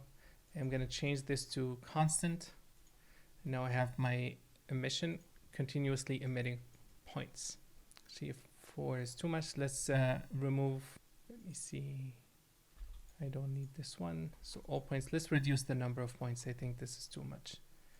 Set it to 1000, and let's go back here and let's hit play. Nope, something is not right. So let's reset the cache. Yeah, now it should be working. Yeah, something is definitely not behaving the way it should be. I think we're getting too many points. Yeah, something is not correct. So let's let me copy this node. Let me copy all of this here. Let's disconnect this, and I'm gonna copy this source, or let's just plug it in here and change this to first context, first object, and let's hit play. Yeah, now it's working. Right, so now we have that offset. Let's increase the swirl size, and let's use a pop drag. So what pop drag is going to do is basically slow down particles or apply some resistance to the force, so it's going to feel more natural. And I need to increase the number of points so it can show this better to 10,000, And let's not animate the seed. And I don't need this one. And I'm gonna delete this offset as well. And let's set this to 10 and this to 2. I want the noise to be stronger. Yeah, too much now. So I also want the swirl size to be bigger and the amplitude of the noise to be smaller, something like that. Let's increase it to 2.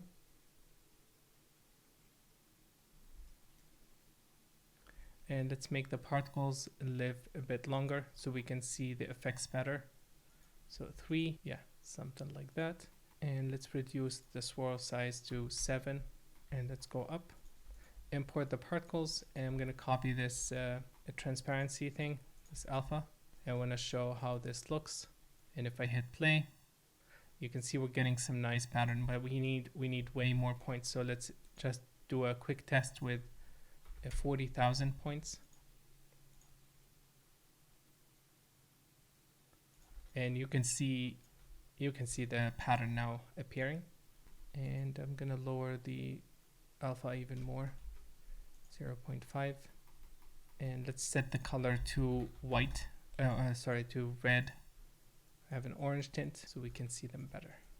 Okay, and then the last thing is I'm going to store this viewport. So memory view, I'm going to save it. Snapshot. So I'm going to snapshot this. I'm going to snapshot this one. It's stored here now. And then I'm going to go back and disable this and then run it again.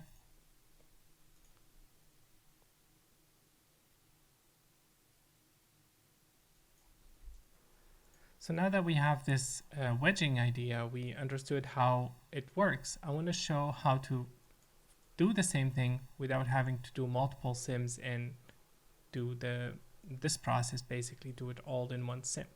And I'm going to copy this graph here.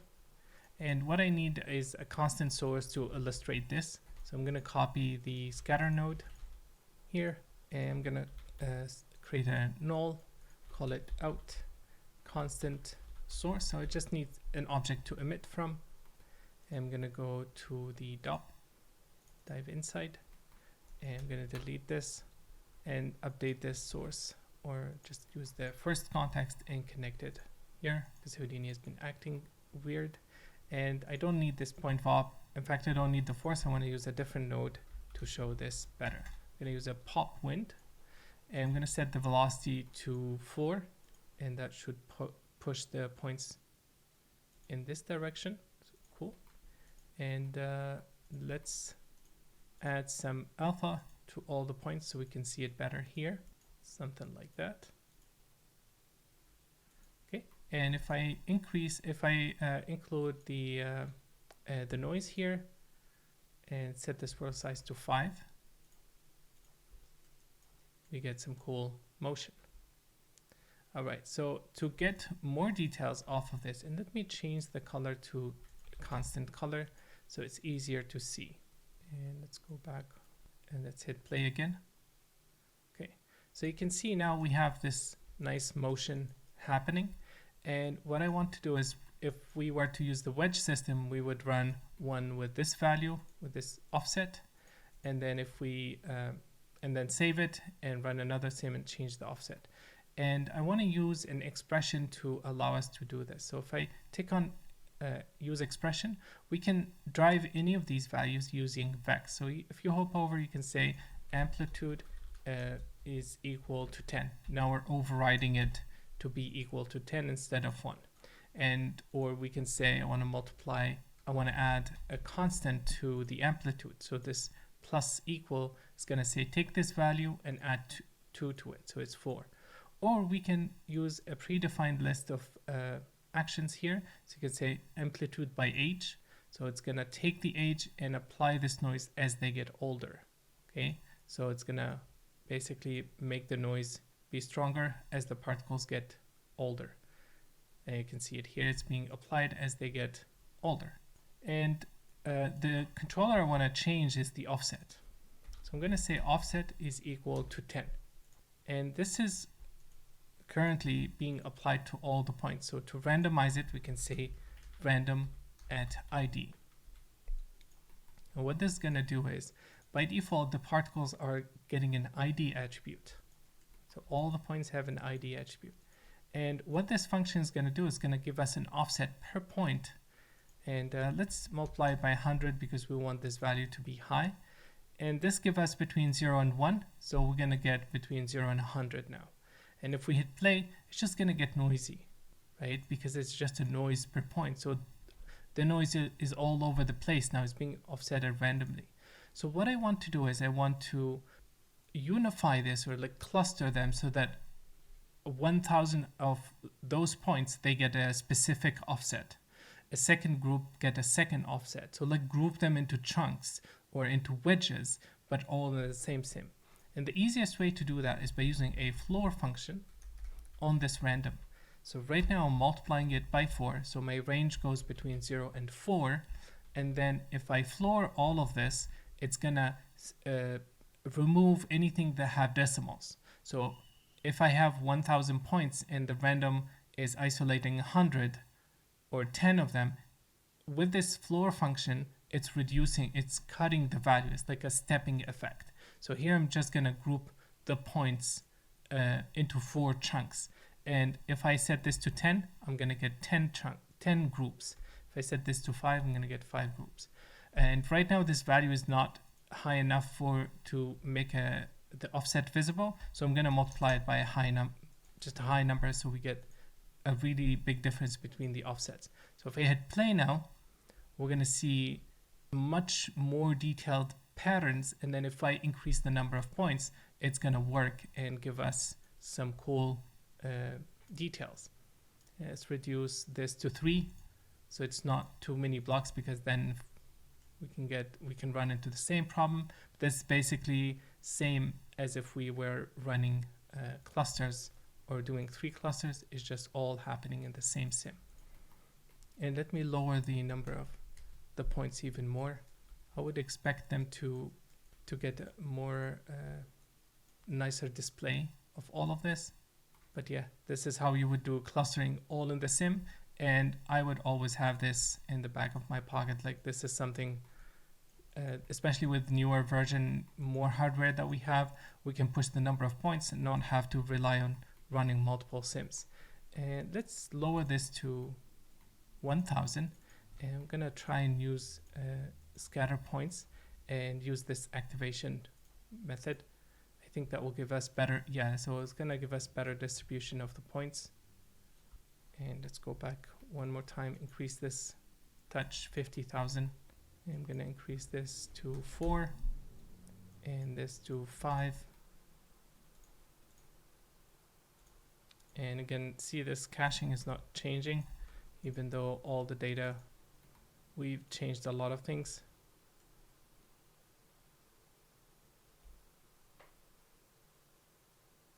All right, so now we have some nice motion. Let's go back in and load in our, where is it? This source here. Now I've changed it to use more points. And let's plug it here. Use parameter, and let's set this and see what we get. And it's emitting from those points, so we're getting more and more points emitted. Yeah, there's definitely lots of cool details. Yep. And the last thing I want to do is let's go back here, and I'm going to make a quick explanation for the noise. So let's set this to all points. And if we hit play, it should run super fast now. Still using this new context, that's fine. And you can see how cool the details are now as well. And the last thing I want to explain is we can add a facet node and compute the normals on the geometry. So here, and then when we scatter points, they have a normal. And if we connect that, by default, it will be used in Houdini to emit as the velocity vector. And because I cached these points, I'm going to transfer that normal from, we'll transfer it from here. So we'll just transfer normal onto my points, so we don't have to cache them again. And now if I go back to the sim and run it again, it's going to use that normal to emit from the surface. And we can use a point velocity node here. Let's pick a different frame and display the normals. And right now it's trying to compute this normal attribute by using by checking the time difference. I don't want to set that. I don't want to use that. I'm going to say from attribute, and I want to use the n attribute. And I want to add this curl noise, and let's increase it a bit. As you can see, we have some nice velocity forces coming in. And let's go back here and let's hit play. And now we have some cool velocity force. I think it's too strong, so let's add, let's reduce it by 0.5. So this is where we can control that. And if we hit play, let me change the background to bright and lower the particle or remove the transparency. Let's hit play. So yeah, it's emitting, it's using that velocity force. You can clearly see it. And under the source, under the birth, you can see a pattern, especially before we added this, and that's the main reason I added it. You can see a pattern where the points are not, let's turn this off. Yep, there. You can see this stepping here. And so with the velocity, we can jitter the birth time of the particles and the interpolation. So we can say, let's leave it at positive, and I'm going to go back and use velocity, point velocity. So now it's going to jitter the emission time of the points to try to break some of those patterns.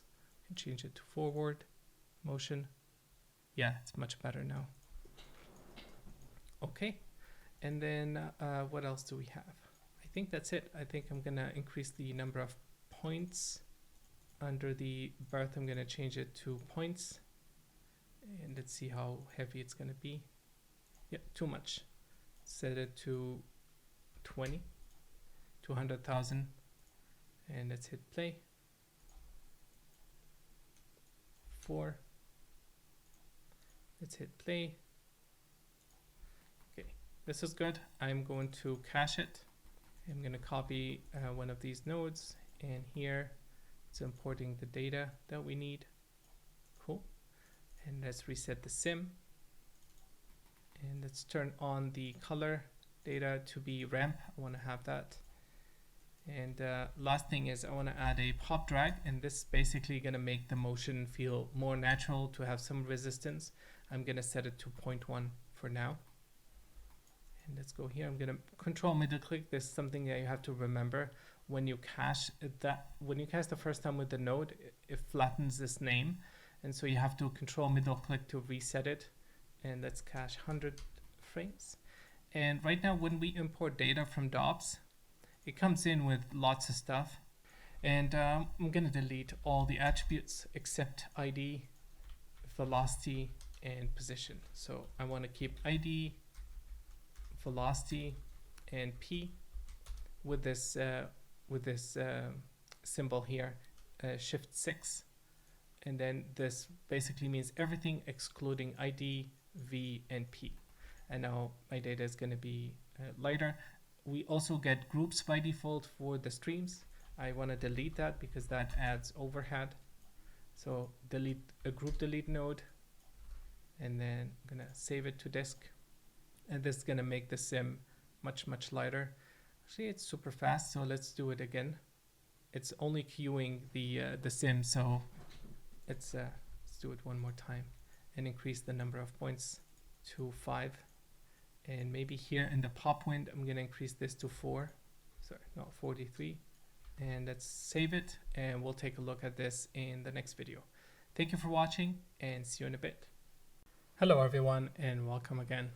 So I've done a preview of the sim that we cached together, and I included a version of the geometry that has the reverse effect, where if the points are being emitted, that surface gets deleted, and then we get this nice disintegration effect. Now, it's not perfect here because we need more resolution on the mesh, and also we need a better mask so that there's a bit of overlap. And that edge that we talked about and we made before could really help blend in the transition between the geometry and the points.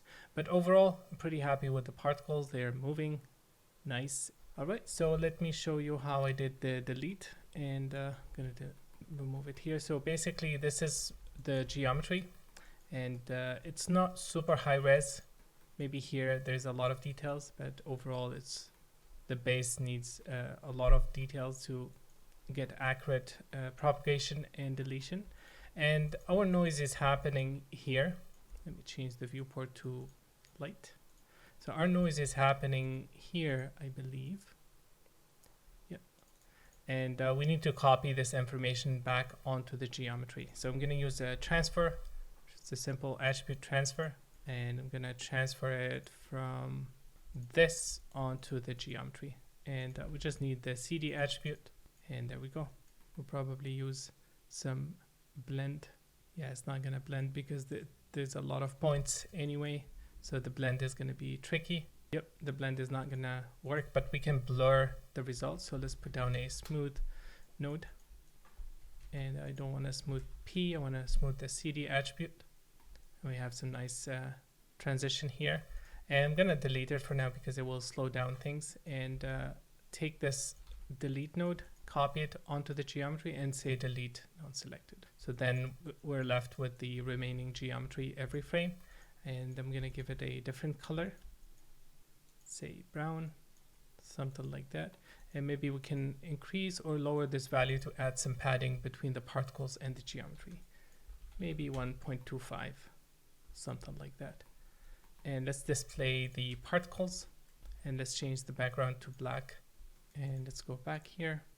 And now we have some cool deletion. Again, we still need to work out we need more resolution, and we need to add that blend in edge detail to get some nice dissolving of the actual geometry mesh. All right, let's talk about collision. So far we've been mainly working with points inside of pops, and I want to show how to create efficient collision geometry in Houdini. So we talked about volumes before, where we took a sphere and converted it into a density. We're going to convert this geometry into what we call a SDF. And by just putting a VDB from polygon node and leaving it to surface, we get this SDF. And it's called surface, and it's a float field. And you can see it in the viewport. It looks different. This is a volume, but it's an SDF. It's a surface distance field where it stores, it's basically a volume that stores more about the geometry, and it's very efficient for collision. We can lower the voxel size, and that will give us a more precise VDB or collision data. And then we can also convert this data back into a geometry. So using a VDB convert, I can convert this back into a mesh. And if I press W to see the wireframe, you can see we have a lot of nice detailed polygons, and they're all smooth, nothing bad here. So I'm just gonna lower the resolution of the SDF, and then this is how I'm gonna call it. This is gonna be our geometry for the collision because it's simplified, it's cleaner. So out geo collision, and we also need the SDF to help DOPS figure out the collision. So let's call it call SDF and call geo, and let's go back to this one. Let me call this collision, and let's dive inside and reduce the number of emission. To keep this, I'm just gonna divide it by 10. So later I just increase that, change this to 1, and I know my values. And for the collision, I'm going to use a static object. And the way it works is the collision comes in after the solver. So we have our collision on the left and the solver on the right. And let's find out that out call geo. And then here, right now we just have the geometry. But by default, DOPS does not know how to work with geometry really well. So if we go under the collision tab, RBD solver volume, and tick on this, you will see that DOPS is already made a volume representation of this, and that's how pretty much all the collision works inside of DOPS. So it makes its own collision. But because we have VDB now, we can create something much more accurate. And I'm going to tell it to volume sample instead of ray intersect. I'm going to tell it to volume sample and then specify our own collision data. All right. And inside the physical tab, we can decide how bouncy the particles are, how much friction. So I'm just going to lower that. I don't want too much friction happening. And then if we hit play now, we should see that the particles are now colliding. Let me hide this so we can see it better. And this is just a display setting. So I'm going to hide the geometry and you can see it now curving around. And if I continue playing this, you will see that it's respecting the geometry. Nothing is being deleted. It's simply colliding with the geometry. And some of them are, I think, being emitted inside and get stuck onto the geometry. And so that's why we're getting these things. So what I want to do is I'm going to go to the pop solver. Sorry, this has changed already. And the default, it says unchanged. I want to change it to slide. And let's put these back to where they were. And let's go back here and hit play again. And now we should see the ear here is getting, the points are intersecting with that geometry. And they should be able to slide if they have collided. All right, so right now I think there's a lot of intersection because our surface emission and the geometry are overlapping. So what I'm going to do is I'm going to use a peak node. And the peak is going to be here. Or actually, let's do it here because the volume is safer. So I'm just going to peak the volume itself. I'm going to use a node called VDB reshape SDF connected to both. And you can see I've already expanded the volume. I'm going to set it to erode and set the value to something lower, maybe like this. And now our collision geometry is thinner than the source, so there's less intersection or less chance of them intersecting. And yeah, that should be, I'm going to turn this off. I don't need them to move to hit. I already changed that, sorry. And now if we hit play, it should slide along the geometry and we should have less intersection in the center. You can see now they're going up this way. And so that's how you create collision inside of Houdini.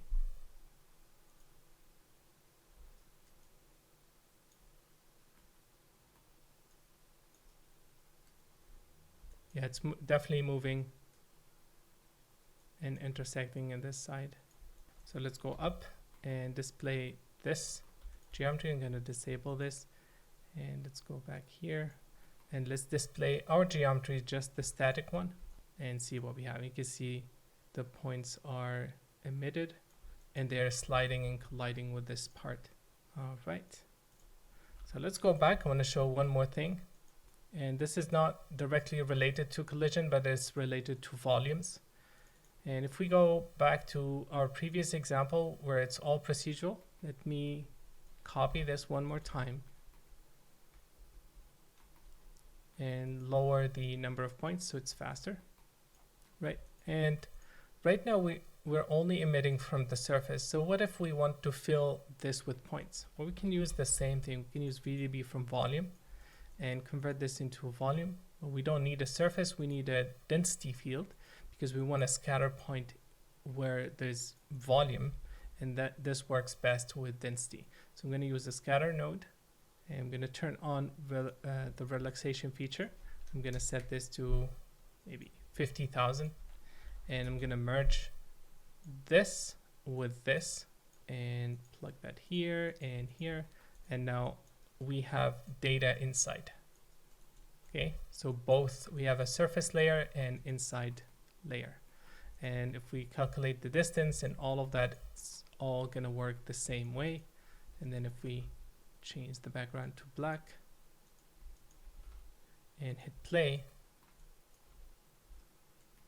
we're going to see volume points coming from inside and outside. Let's see here, this is better.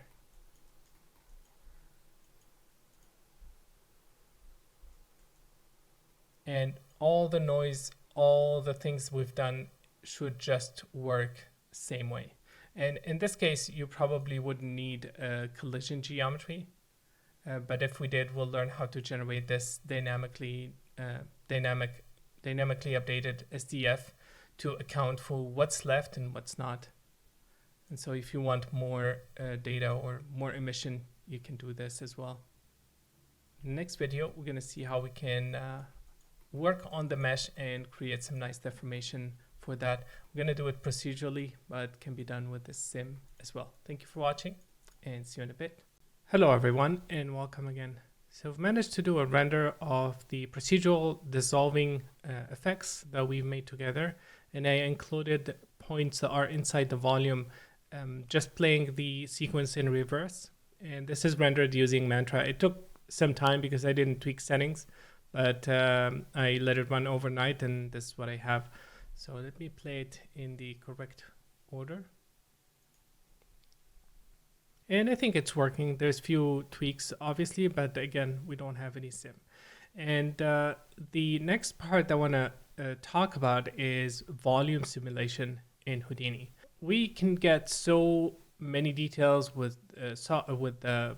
pops, with noise, with procedural techniques, and pretty much all the tools we have, but we're going to hit a limit where we're not getting enough motion, especially when we want something that it looks like a fluid like motion. And getting all those wispy things is done only via volumes or via some kind of simulation before the actual sim. And except these two examples, all of these examples or any complex particle sim or particle motion is going to have some sort of volume. So I think it's very, very important to understand this concept and understand how to prep this data. And we're going to use the dragon head dissolving to learn about volume and create volume effects. And then we're going to use them in the sim and move from there. I think it's going to help us build a good understanding of Houdini. So let me create a GeoNode and new context. And let me import the dragon head. And let's call this volume experimentation. All right, let's import the dragon head. And this is what we have so far. So we've created a VDB off of this, which looked like an SDF, which looked like a surface, and that is an SDF. So this is what it looks like. We can also change this to look like a density. And I want to move this so that the bottom of the dragon statue is at 0, 0. So it's easier for us to create collision and things like that. All right. So now we have a volume representation of the dragon. I'm going to create a null, and this name is called density, right? So the volume, the main volume data or the scalar field that we need needs to be, we can name it whatever we want, but the default in Houdini is density, and it needs to be a float. That's the minimum requirement to create a smoke sim. Out smoke source. I'm going to create a DOP network, and I'm going to call this smoke sim and give it a red color. And I'm going to dive inside, and like we created the pop source, the pop object, and the pop solver, we're going to create similar nodes, similar setup to deal with volume. And the first one is going to be a source, a sparse object or a smoke object. And if you type in smoke, you will see you have smoke object sparse. And we can also use a smoke object sparse. We can also use a smoke object. The sparse is going to work with the newer solver of Houdini 18, I believe 18.5, 18. So we're going to use that. This is our container, data container. And just place it, and you have a box displayed in the center. Next thing is we're going to use a smoke solver. And if you type in smoke, you have a smoke solver, which is the older version. And then we have a smoke solver sparse. And this is a newer version. And then we need a source. The source for this is called volume source. And it's not specific to smoke. It's also used for flip and various other things. So that's why it's generic. Anything that is volumetric data, it can come through this. and I'm going to call this smoke source node. And here, as usual, the first one, the gray node, goes into the gray node. And this is the mixer. This is the engine that's going to take this container, fill it with this data, and then give us the result. So all I want to for this now is to take that dragon head and emit smoke off of it. And I want to create a ground and collide with this ground. So I'm going to create a ground plane, merge it, and connect it here. And this merge order is very, very important, because if you go to the effector relationship, it says left effect, right input. And it's very important that the left goes in first, always at the top. The second is the smoke. So let's connect this. And then, the next three options are called advection, sourcing, and forces. So obviously we want to connect this to sources, and we need to plug our smoke. So let's copy the path, paste it here. Right now this node is not initialized to do anything. It's just empty. It looks like it's set up to do smoke, but it's not. And this drop down here is like a preset of things that this node can do. So we can import a flip sim, water sim, we can import a source ocean, we can also import smoke. So to actually trigger it to initialize the UI to work for smoke, we have to change it to something and then change it back. So I just set it to collision and then change it back to smoke. So I believe we can do this as well. So volume, let's click here. Yeah, it doesn't trigger, see? So we have to change it to something and then change it back to smoke, and it will initialize the node. So what did it do? Well, it created three default channels that Houdini expects. First one is density, and this is the source. Where is it coming from? And this is the target. So we can have data in Sops, call it whatever we want. But here, when we import that data, we have to tell the solver where we're going to copy this data, where we're going to put it in. So the density, which happens to be the same name in Sops, is going to go into density. And this is the operation. How do you want the data to be combined with the existing data in the solver? So we can choose various operation here. The default for density is add, and same one for temperature and for temperature and for velocity. We don't have both of these, so I'm going to remove them for now. And I'm going to hit play. And you can see we have smoke being emitted, and it's getting denser and denser and denser every frame.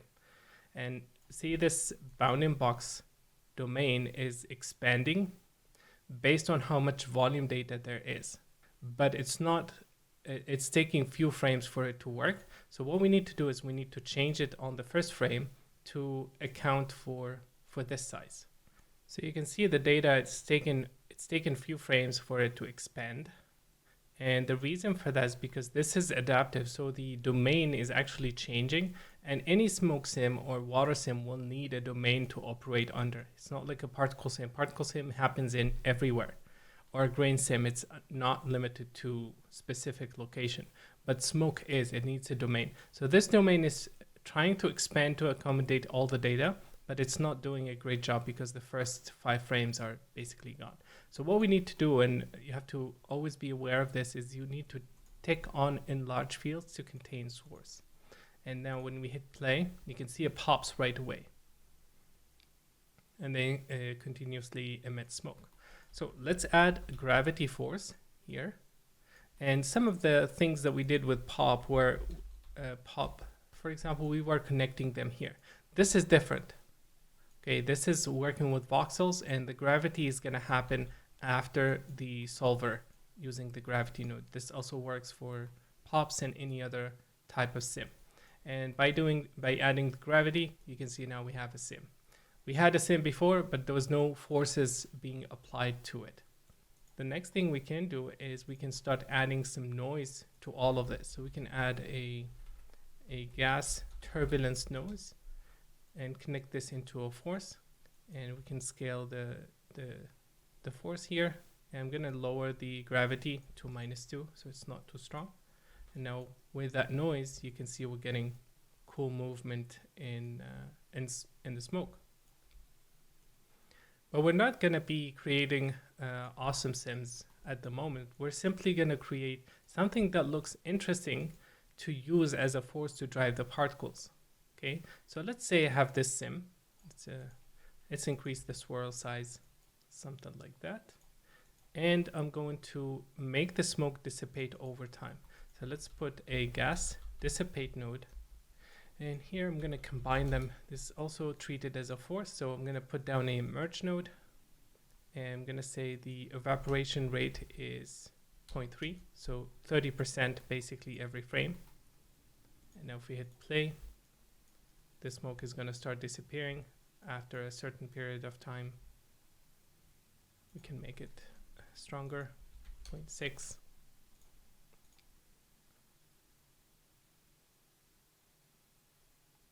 Yeah, I can see it here, it's dying now. And I'm going to lower the amount of force here and combine it with another one. So instead of just a small one, I'm going to add one that has a bigger value, a bigger swirl size, and a lower amplitude. So basically getting some more breakups happening here. All right, so we have this sim. Let's import this data out of the solver. I'm going to do that using an import fields node, and this is specific to work with smoke or fluids or water. And I'm going to drag the solver. I'm going to copy the name of the node that we want to import the data from, and then we choose the type. So I'm going to import smoke. And all I'm interested in is density and velocity. So if I hit play, the data is coming in and it is cached to disk. So I'll increase the cache here to 25 in case we need to cache more.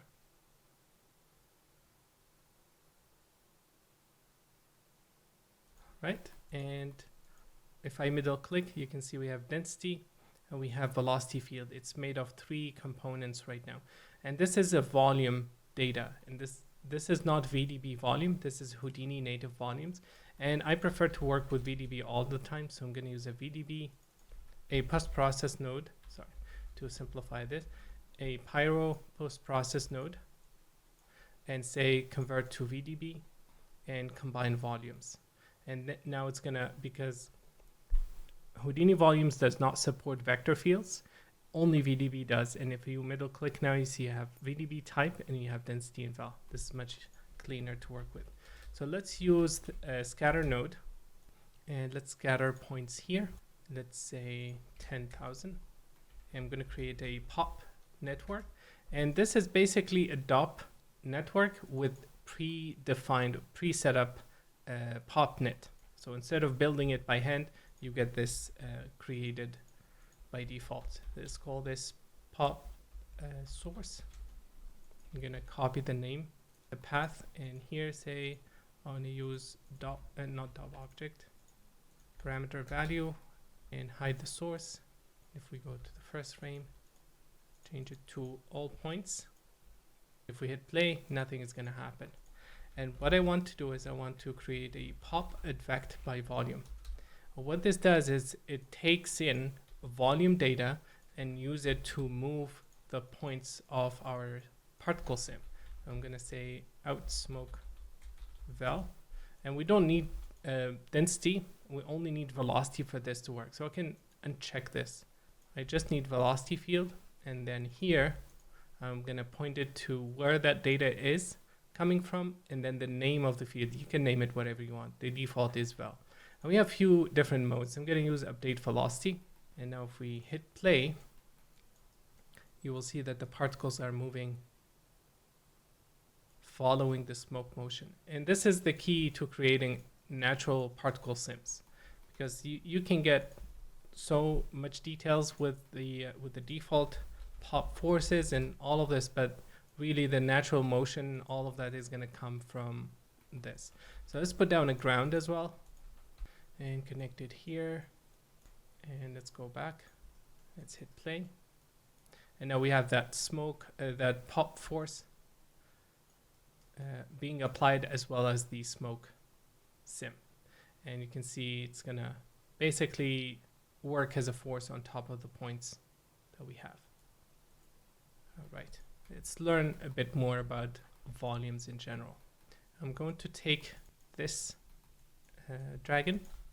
I'm going to clip it along the z-axis or x-axis. Let's do the x-axis. I'm going to do a polyfill and set this to triangle, and then do the same thing here, VDB from this data, and I'm going to call it temperature. I'm going to take on fill interior as well, and same here, fill interior. And now this, if I middle click, it's called temperature. I'm going to merge this data, this field, with my density.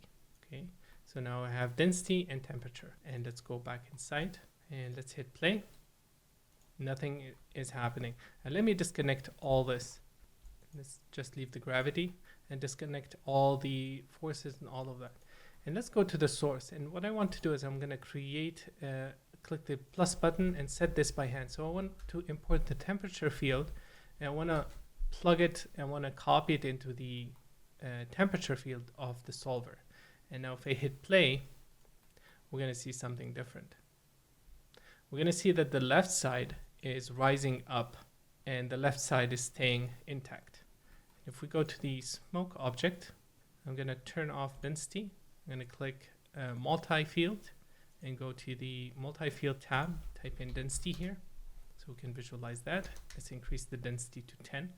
This is just a visualization. And then under the emission, I'm going to set this to 1 and type in temperature. And right now it's showing up as white. I'm going to copy this name and paste it here as well. You can see we're getting some colors displayed right now. So let's change this to a clamped ramp or periodic ramp clamped. And let's pick a black body. And I'm going to change this these two colors to have better tones, something like that. And again, this is just a visualization process. And let's increase this emission to 10. And if we hit play, you can see that half of the sim is rising up and the other half is falling down.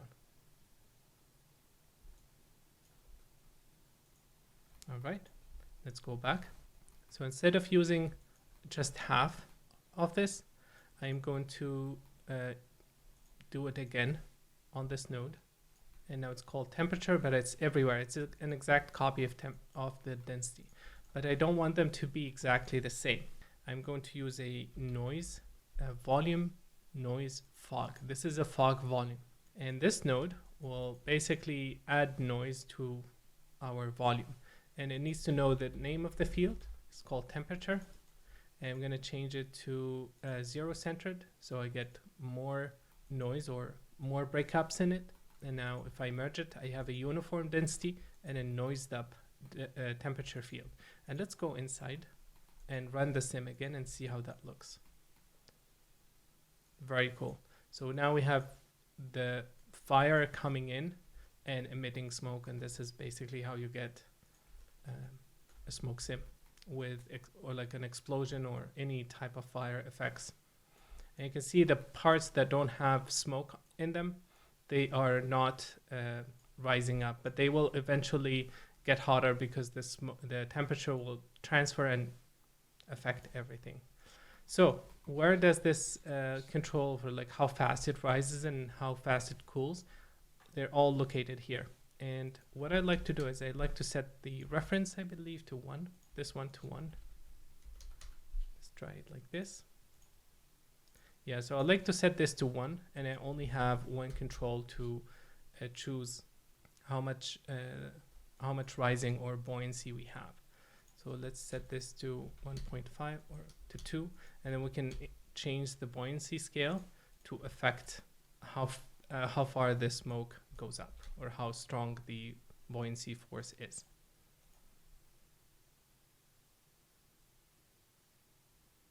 Let's make it go up more. Let's hit play. And let me tweak the result. I'd like to see more patterns here. So I'm going to take on emit range and copy this and take it here as well. Paste relative reference and say my range goes between 0 and 10, 0 and 5. You can see now we're getting nicer display or nicer display of the temperature field. All right, let's go back here. And I'm gonna play with the cooling rate and set it to something really high. And what this does is it's gonna make the smoke cool down much quicker and basically it's gonna stop rising up eventually and fall down because of the gravity. Okay, let's connect this smoke source, and let's hit play.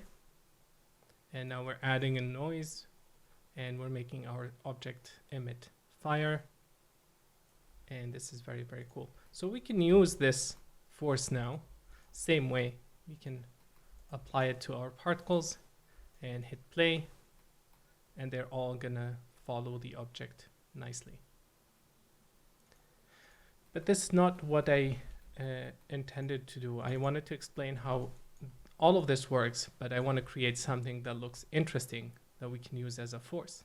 So what if instead of pushing all this data to the up, we're going to push it to the right along a different angle. But here it's not allowing us. There is no angle for where the temperature goes, where this buoyancy goes. So what I'm going to do is I'm going to use a node called gas buoyancy. And this is basically how this node is working. And I'm going to lower this to 0.1. I still want some rising up, but not so much. And then here, you see we have access to the buoyancy direction. I'm going to change it to 1 and 0. And I'm going to set this to 4. And it's based off the temperature. And let's see how this is going to look. And boom. Now we have something pushing in this direction. And we're getting some cool motion overall. I'm going to introduce some wind as well. Let's see. And that wind can be located here under the smoke object fields. And there's a wind tunnel. I'm going to set this to 2. And this is different than a uniform wind tunnel or a uniform force because it is based off of the temperature. So some areas are hot, some areas are cool, and it's changing over time. So the effect is a bit different. I'm also going to lower the cooling rate because I think it's too high. And I'm going to add some diffusion, and this will simply blur the result of the sim.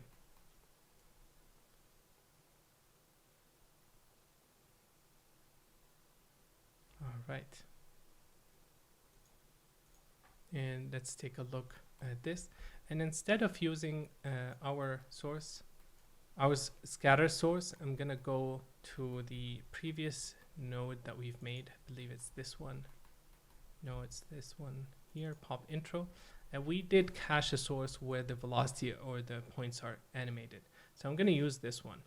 I will probably offset it so it does not start at frame 19. I'll offset at 19 frames so we don't have to wait for too long. And I'm going to object merge this, copy it, and go to the smoke volume experiment, paste it here, and copy this offset so the points line up, and drag this here. And I'm going to use a time shift node and offset it by 19 frames, I believe we said. So plus 19. And now we have a frame there. I'm going to change it to 18, 17, boom. All right.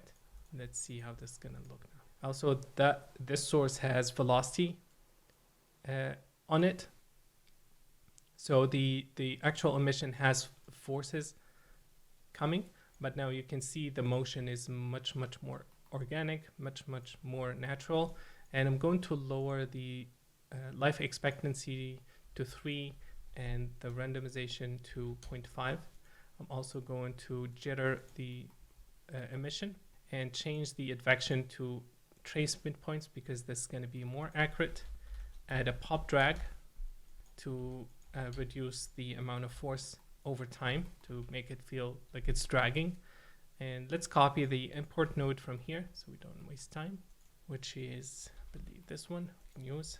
And right now this is all being cached live, so it's all simmed live, so it's going to add to the overhead, but it's fine for now. So let's hit play. And it's all simming. It's simming the smoke and it's simming the particle sim, and we're getting some really cool particles being emitted, and they don't look great. So let's fix all of that here, and let's take a look at this over a black background. Maybe a stronger rate, more visibility. 5, something like that.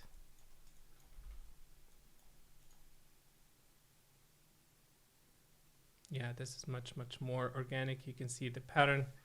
You can see all the cool details happening.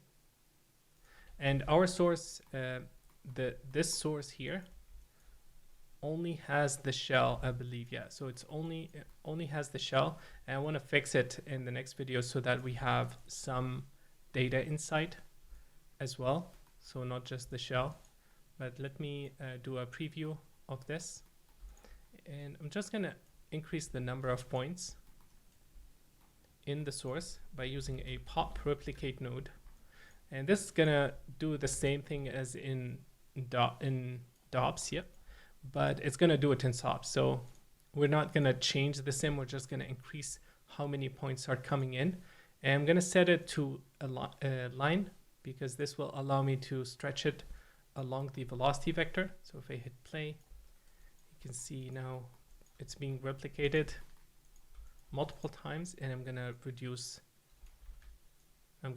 how long this line is. And under the attribute, we have to make sure that we say copy source attribute, otherwise we lose the data. And now we just increased the number of points by four times. And let me cache this data. We cache 120 frames. And I'm gonna control click here so the name changes. I'm gonna call this pop advected by smoke. And we'll continue in the next video. Thank you guys for watching. See you in a bit. Hey guys, and welcome back. So this is a preview of the particle sim with the increased count, and I think it's working quite well. I did use a color variation that is driven by the length of the velocity. So the faster the particles are moving, the brighter the color is going to be. And overall, if we look at the alpha channel, we have lots of cool details, and I think this is going to be a great to render. All right, let's create something a bit more complex. First, actually, let me show a few things about the sim. So if we look at the details, you can see we're getting a lot of these stringy lines accumulating together, and this is a very common visual that we'd love to see with magical effects in general. And one thing that we could do is we can flatten them. We can flatten these points together. So I'm gonna scale them down to 0 and look at the details, just all of them. And we can also play it. And this could be a really cool 2D effects if you're into that kind of stuff.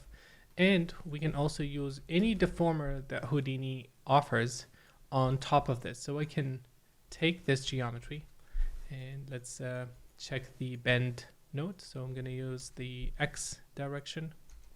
I'm going to move the origin back a bit and increase the capture length to cover the entire radius of the sim.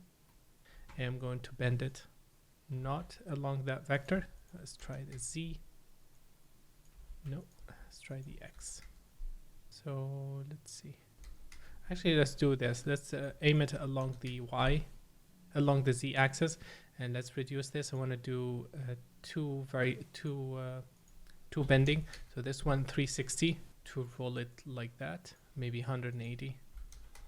And then I'm going to copy this again and change the orientation to -1 and bend the other half. So let's go maybe 220 on both of them and get some overlap. And now we have some cool, let's look at it from this way. We have some cool motion in a cylinder form, and this could be really, I mean, it can be used for many things. Let's lower the scale to 0.25 to give it some depth, so we have some details in the center. I think this can create something very interesting.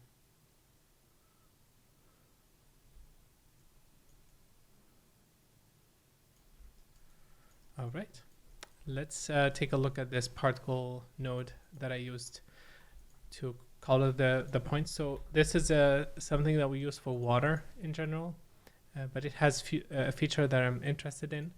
And I'm going to change this polygon soup to particles, connect the node here, and then use visualize velocity.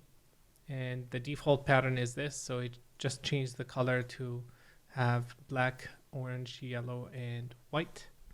And I changed the range to 15, change it to 10, 15. And then here I'm just applying alpha. You can make it 0.05. And yeah, I'm getting a lot of cool details. So let's improve this. And I'm gonna version up the scene. Call this advanced before. And currently we're emitting from the edge only. So I want to make the source have volumetric data in it. And I'm going to go to the source node, this one here, and I'm going to change a few things. So the scatter here, I'm going to use a VDB from volume. We've done this before many times now. I'm going to VDB this. I'm going to scatter points inside. And I'm going to scatter, let's say 100,000, maybe more, 250,000. And this one, 500,000. I'm going to relax the surface a bit as well, even more. Get nicer distribution of the points. And I'm going to merge both of them. So this and this. And this one I'm going to use for my source. Now, the attribute growth that we have is coming from this and this angle. And what I noticed is when we do the effects, it's not exactly how I want it to be, because if we have some sort of force that is coming from this side, it does not make sense for it to also be happening here. And I want to start from this side everywhere, and then the force pushes the points. And if there is a geometry, or if there is remaining geometry, it should collide with that. And here we're not going to be able to do all of that. So I want to change the growth to be from this side. I'm going to go to the selection and move this point here to this location. And then the second one, I'm going to leave it there, maybe reduce it a bit. And now the growth should start from this side, like that. Very simple. But we're not going to use this. We're not going to use this growth animation. I'm just interested in the noise. So I'm going to use an object merge and call this. We have the noise pattern here happening, and I'm going to create a null. Call this out source. Actually, we made all those. Yeah, let's reuse this as well. So we made the noise, we made all of this, and then I like to keep that. So I'm just going to copy this part, paste it, and I don't need the seen and not seen trick. Just need an ID. I need some velocity, and now this should be static everywhere. Okay, and if I look at the velocity, we have some forces, and this is going to be my new source for advanced. Object merge this. I'm going to go here and let me place it. Let me change the background to black. And what I want to do is this. I want to remove all the points that are not white yet. Anything that is black, anything that hasn't emitted yet. I want to separate them. A blast node at cd.x is lower than 0.1. And now we have two things. We have all the remaining points and the emitted points. Let's be more aggressive with the selection. I'm going to copy this and say delete non-selected. And if we look here, you will see that I have points inside. And actually the points are not that many. So I'm going to go to the source and I'm going to increase this to 1 million. The inside, I'm not going to relax them for now, just to keep it fast. See, I think 2 million is better. And let's increase this. And now I should have that node here, but it's okay. So now I have this source. And if I look at the nodes, we're separating them and it has volumetric data, right? Very cool. So this is what I want to emit. This is what I want to blow away. And this is the remaining of that. So if I'm shooting all of this, if I'm emitting all these particles, they should collide with this. They should collide with this remaining stuff. They shouldn't go through that. So how can we do that? Well, we can use VDB. We can use volumes. And I'm going to use VDB from particles. and set this to 0. And what this does, like we used a volume, VDB from volume node, we can generate volumes from points, and this is how you mesh water surfaces. So if I set this to 0 and this to 1, it's going to be high. Right now the radius is too big, so let's set it to 0.01, and now it's too small, sorry. And we need to find a good balance, 0.25, and there we go. We're starting to see a surface now. And let me lower the voxel size to make it more precise. And the higher these numbers, the more precision we get. And look, we are representing the surface again. Let's go a bit lower, 0.25. Boom, we have a very accurate representation of the surface. Let's increase it to 0.5 and maybe the point's 0.3, 0.4. Yep, I like it. So now we can convert this, VDB convert this into a mesh. And look at this. This is an actual mesh now, a 3D mesh with all the details. So if I'm actually dissolving this, this would make sense in the render as well as the viewport. But maybe in the render it's going to be, we need more details on the outer surface, and we can just make two versions. We can make a version for the sim, and we can make a version for the render that is much more high res and has more details. But for now, I'm going to go back to this, lower the voxel so it's faster for us to work with. And now this is what we want to use to collide with, and then this is what we want to emit from. But I want to make it even more complicated, and I want to show you guys how we can take this to be something like a fully fledged effects and finish all the steps.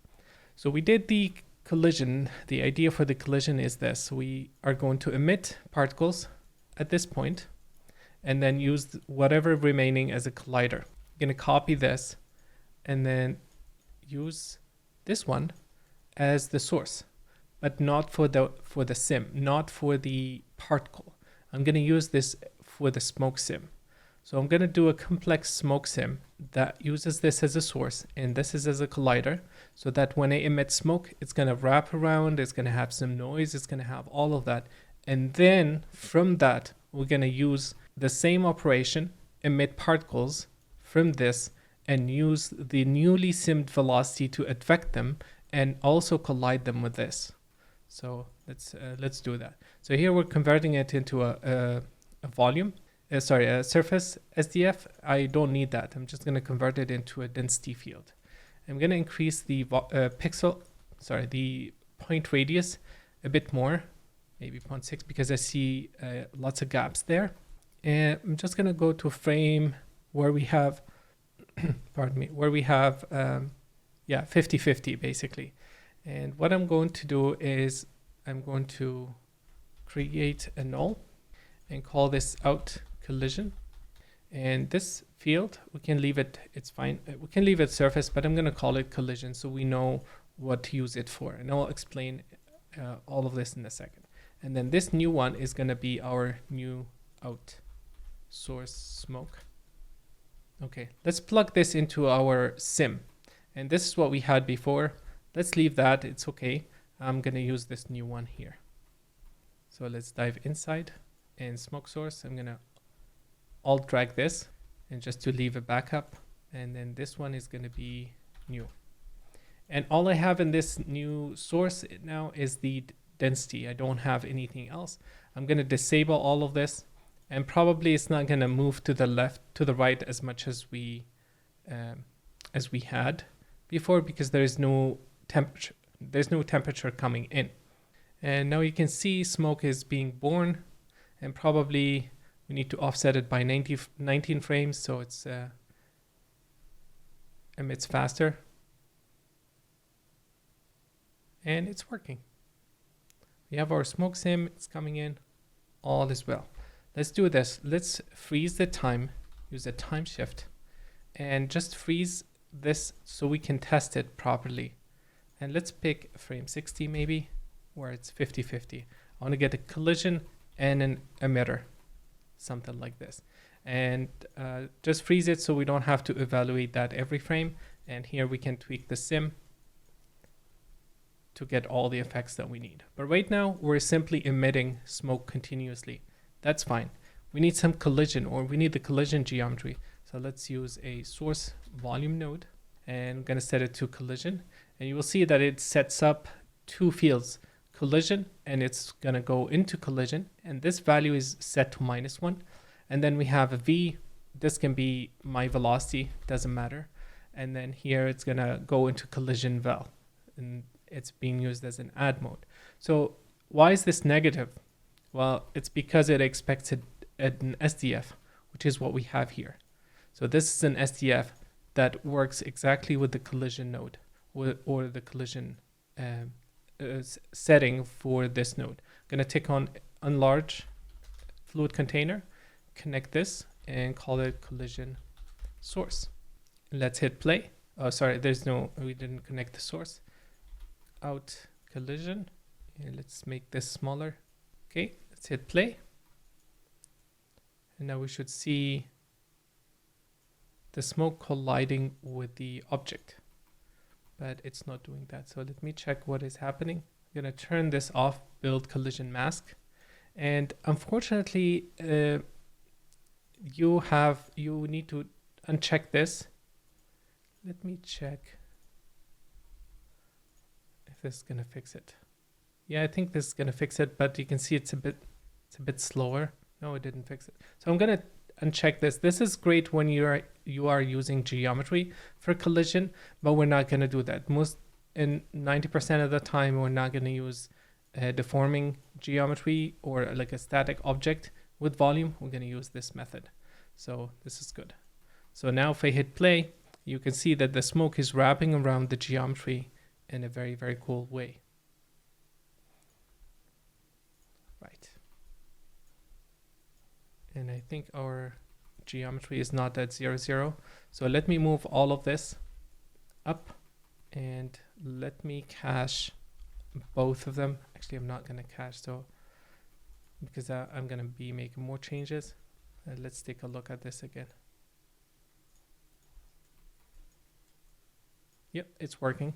You can see it's emitting from half, it's colliding with the other half, and everything is working as expected.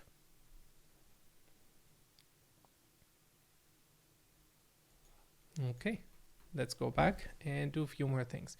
So we created a volume fog of this data when we did VDB from particles.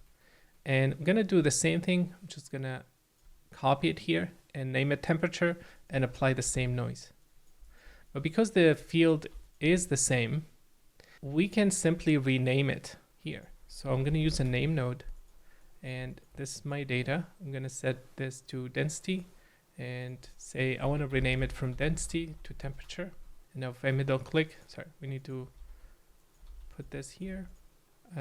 So we initialize what we want to rename, and then from to, if I middle click, now it's named temperature. And now if I plug this in, we get this nice breakup. And let's see how slow the animation is going to be, because I want it to animate. Yeah, it's fast. Let's increase the animation, sorry, the element size, and make it sharper. And I'm going to combine both of them. And let's go back here and let's hit play. Sorry, not this one. Play in this one.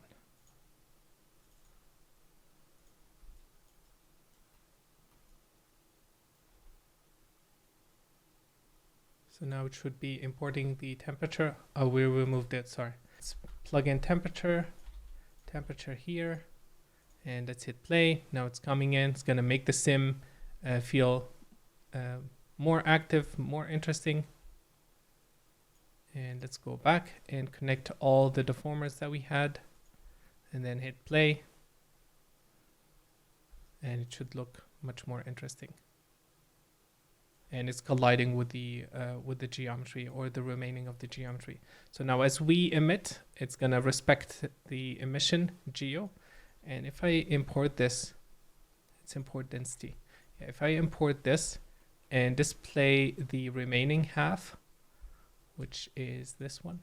So let me make a surface off of the remaining so we can see it. Sorry, this is the remaining. and this is the emitter.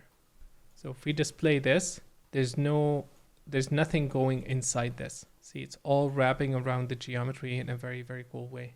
All right, so I'm gonna do this. I'm gonna disable the time shift node, and I'm gonna increase the resolution of the sim a touch, so 0.08.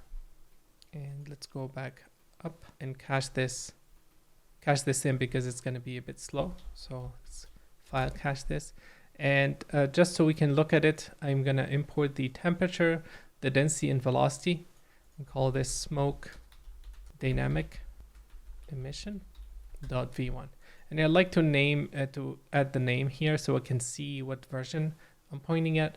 And I'm gonna turn this off and now hit save. We'll continue in the next video. Thank you for watching and see you in a bit. Hello everyone and welcome back. This is the preview of the smoke sim, and I think it's working quite well the way I expected it to work. And the main thing for me is when the smoke is being emitted, it's colliding with the remaining of the geometry or whatever is left of it at that moment. So let's see how we can use. So this by itself is a great effect. Like we can use this to and render that and just increase the resolution of the sim. But we'll dive more into smoke and at a later chapter. Right now, I just want to create basic smoke sims and use them to drive the particles. So we have our particles, and one of the areas is what we're interested in, which is this one. And I'd like to cache it to make things faster. And I've done this already. I've cached the source for the smoke here, and the collision as well, so it's faster to read from disk. All right, let me copy this, plug it here, and call this source PTS dynamic for points, and it's dynamically changing.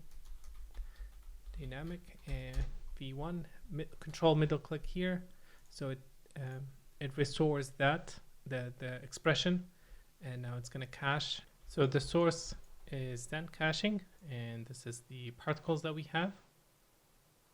It's a bit slow towards the end, and we still have one thing that we need to fix, because if we start emitting from this, it's going to continuously emit, obviously, as we go here. So we need to do that same trick that we did before, and I've already made an ID attribute in when we sourced this from the same setup before. So I'm going to use a time shift, and for this maybe let's go -5, so we get like a big gap, and we're going to create the same trick. So here I'm going to say scene is equal 0, and then name it here at 1, and then copy attribute copy from this to this, match by ID, and the attribute is scene. Let's check this and look at the scene attribute. So it's there, and blast. We could do the same thing for the points, for the smoke as well. If we want to only emit instantaneously, that's fine. But in my case, I want that source to be always coming in, so I kept it this way. But for the points, maybe we make. No, I think this is gonna be fine. We'll emit a big chunk off of this. Let's see how many points we have. It's a bit high, so I'll reduce it as a post process, but I'm gonna save this to disk and override the previous one, because I don't need the previous frame to be available. Sorry, I don't need the full data to be available every frame. Okay, so this is how the source looks like for our particles, and let's plug it into this one. So let's replace this one, and let me move this part here down, and I'm gonna version up, and let's go inside. So we have this the source with the smoke with velocity and all of that, and then we have the particles, and let's go inside. Pretty much the same everything. We don't need to change anything except that the particles are too much now, so I need to lower this count so it's faster for us to work with. Yeah, 5.4 in just 2 frames, or half of the frames, it's too much. So I'm going to delete and keep 10%. I'm going to do this using a wrangle node. I'm going to say random at ptnum. So I'm going to use this expression rand and ptnum to generate a random number per point. So it's going to give us a value that goes between 0 and 1 all the time. And we are certain that each point is going to have a value between 0 and 1. And each point has a unique value. It's not going to get, there's no point that's going to get the same value. So we can say if this random result, if this rand result is less than 0.1, I want to delete the points, which means that we're going to delete 90% of the points. We're going to keep only 10% because this is what the random number will be for 10% of those points. So let's write this. I'm going to say if, open parentheses, and execute the function that we want, which is random pt number. If this result is less than 0.1, I'm going to open and close the brackets. And here we're going to put what we want to execute under this if statement. And we're going to say I want to remove point. And this is a function in Houdini. And you can see it's blue. And it basically expects where the data, where is the handle for the data that you want to remove. And what is the point number. And the point number is at ptnum. So this will get executed every time this condition is correct. And let's see. So it only deleted 10% of the points, not 90%. I'm going to increase this to 9. And now we are left with 10%. See, 3970, and here it's 3960. It's basically 10%. So let's increase it a bit more to 7. Keep 30% of the points, and let's go back and let's hit play.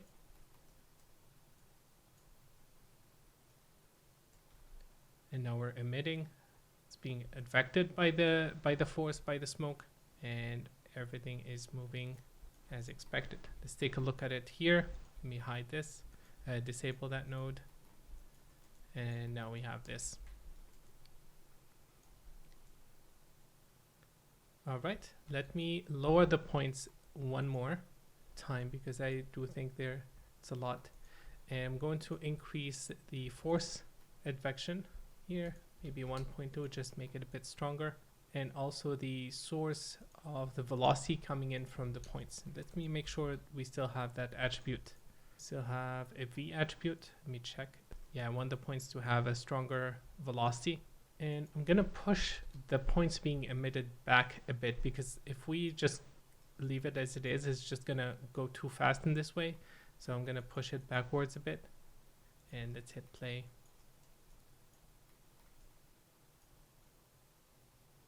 Yeah, it's working. So let's take a look at the points here with a black background. And you can see we are dissolving the geometry. Where's the remaining of that? So we are dissolving the geometry, and let me use a VDB convert so we can see this better. I'm going to convert this live into a polygon mesh. Disable this, and this is what we have remaining. And let's visualize the points here. And now if I hit play or just scrub through the timeline, you will see the dissolving is happening and it's being converted into a volume right away. And it's eating away the geometry and all of it is interacting together. But if we notice, if we look closer, we see that the points are moving inside the volume, inside our mesh here. At some point, it's just started going through that. And I don't like this. I want to fix it. So we also need to collide the particles with our geometry. And because this is an STF, an STF, this STF has information that are unique. So if we convert it into an STF, the data inside has some useful information. And what it has basically, it has something called gradient. And what gradient is, it's the vector or the force or the distance needed to move this point from here to the closest shell. And if we dive inside, this force is going to be stronger, deeper.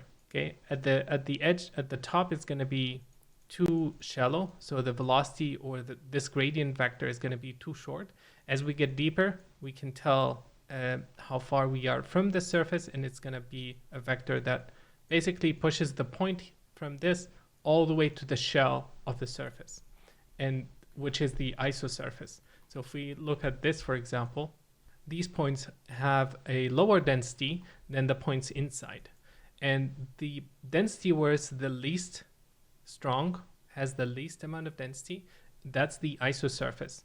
And so if I scatter points on this geometry here, and then use a volume, a point VOP, and connect this data, which is actually, let's connect, where is it? Let's make an SDF of the entire geometry. So this one, we'll make not from this one, sorry. We'll make an SDF from this, VDB from polygon of this geometry. So I have an SDF here, and let me move it all the way here. And let's say we have points, and I'm going to connect this second input and tick on fill interior. And if I dive inside, we can query data from that SDF. So I'm going to use a node called volume gradient, and I'm going to connect the second input or select it here, and then the sample position is here. And if I connect this to the normal and display it, you will see that we should have primitive number. Let's see, surface. Yeah, let's try to, I think I changed the viewport to reduce the length of the normal. Yep. So if I look at this normal, you will see that it's a vector. It goes from inside all the way to outside. And so we're taking these points and using them to query data from here. And this is just a surface. So we're querying the gradient of this data. We can also use a VDB analysis node. And if we have a density field, for example, like this one, if we are working with a volume and we don't have an SDF, we can use this VDB analysis node and say, I want you to take the density field, compute the operation. I want you to compute the gradient and give me a field called gradient. And I can also, I'm going to copy this. I can also run the same operation here, but we cannot use this because this node gradient works on an SDF. So I need to use a volume sample vector. So this node allows us to look up vector data or vector field from an input. So second input, yeah, it's working there. It's different, obviously, because we went through a different process, but overall it's pretty much the same. So what can we do with this then? Well, if we go back here, and this is our out collision, I'm gonna move it, and we're gonna do the same thing. So I wanna say if my data, if these points are inside this, I just wanna move them outside. Okay, if they're inside this volume, I wanna move them outside. And I'm gonna use a point VOP here and here. I'm gonna use a volume gradient and second input. Actually, I don't need this, just second input. And then the name, I wanna specify it, make sure that is correct, called collision. In this case, the SDF is called collision. You can use a primitive number, or can use a number here. And that would be the order at which these channels are placed at. So this number 0, primitive number 0. And now let's take a look at this gradient. And you can see the points that are inside, they have a gradient information. So all I'm going to do is I'm going to take P and add this vector to it, and then move it. And let me change the background to light. And let's remove this alpha thing. And I'm going to use a VDB convert so we can display it and we look at it easier. This is the points. It's going to be tricky to see. But if I go inside here, I don't have any points. And then if we go to the previous frame and display this, we will see that we have points inside. But now we moved them out with this process. And if I play through, you will see that the points are jumpy now, but they are not colliding anymore. So we can do a quick, simple thing. If we don't want to overcomplicate this process, we can take this collision geometry, and I will do this now, and I'm going to call it out geotemp. So I'm simply converting this into a geometry. I'm going to copy this and go inside the dot network, create a static object, and set the path. We have to tick on use deforming geometry because the geometry is changing every frame. And I'm going to copy the collision and say this is my SDF and use this as the volume sample data. And I'm going to merge this. This is very important how you connect them. So always connect all your collision together and then plug that into the merge. And now if we hit play, we should see the particles collide with the geometry nicely, and it's being updated every frame. They're bouncing at the moment, but they are also colliding as we would expect them. So let's change the settings of the collision here. I'm going to lower the bounce. I'm going to lower the friction, and here as well. And I'm going to change the collision behavior to slide. So if it collides with the geometry, I want the points to slide along the geometry rather than bounce. And this is going to make them wrap around the geometry and see they're not bouncing as much as before now.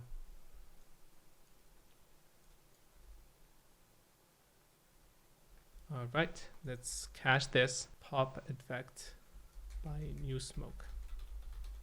Control click this. I want to cache this result to disk. We can take a look at it in the next video. Thank you for watching and see you in a bit. Hello everyone and welcome again. So this is what we have so far. I displayed the geometry and the particles, and this is only with 30% of the particles. So if we increase the count, we're going to have way more points, and we need to have enough so that when we render these areas, when we start this, we have enough points to fill those gaps. And it depends on the effects, but overall we need a bit more points to make this feel believable. But overall, I'm pretty happy with how it's looking. We get collision and everything is dissolving as it should be. Now, I do like to show a more advanced collision method with the particles that I showed briefly here with the SDF, but this is not all of it. And we'll probably talk about this again, but I want to implement it and show it properly. And I'm going to use this geometry. And what we've done here is simply an approximation, like it's not exactly how this should work. And I'm going to move over here and let's use a specific frame. So let's freeze the frame, time shift. And I want to show this working in Sops first and how it actually works, and then we're going to implement it in DOPS and use it. All right, so I'm going to create a bound node. I'm going to convert this into a volume and fill it with points because I want to use this to show what we have. All right, I'm going to use a point VOP. And right now there's points inside and points outside. So if we look here, there should be points inside this SDF and points outside the SDF. And in fact, let me get the SDF that we used here, this one, maybe make it more precise, 0.5.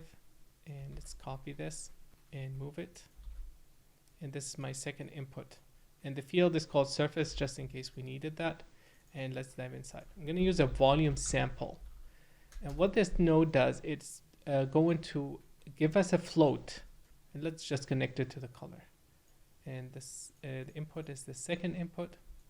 And if we connect it to the color and display the result, you will see that it has a negative value and a positive value. So that's all we care about. And what that value represents is how far those points are inside this surface, inside that SDF. I'm going to use an if statement. I'm going to use a compare node. I'm going to say if this value is less than 0, I want to do something. And if it's higher than 0, I want to do something else. So the two things I want to do is I'm going to change the color based on the point's location. And I'm going to set this to a vector. It's fine. So it's going to be red if it's inside and just gray if it's outside. I'm going to connect this here and this here, and boom. Right, let me explain this one more time. So we have a geometry. I made a bound, filled it with points, and I want to test which of these points are inside this SDF, which of these points are outside. The points that are outside, I don't care about them. I'm not going to touch them. They're not colliding with my object. The points inside is what I care about. I want to move them outside. Okay, so how do we move them? Well, remember the gradient idea? So volume sample gradient thing. We're going to do that again. So here, I'm going to connect the position, and I'm going to say the second input, the primitive number is 1. And if I check the normals now, we will see that we have a normal. But this is only represents a direction. And if I normalize this, and what normalize mean is basically you're just going to make sure that the length of this vector is 1. And a normal should always be normalized. So if you have velocity that is higher than 1 and you want to use it for a specific purpose to do some computation, you need to normalize it. This is how you do it. For normal, or if we need just a direction, no magnitude, we can normalize that vector.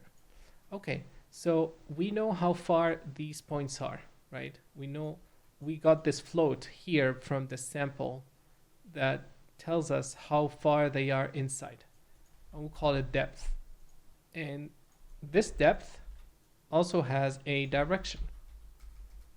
So what we need to do is we need to normalize this vector and multiply it, because the points that are too far, we want to make them jump higher. We want to make that normal be longer.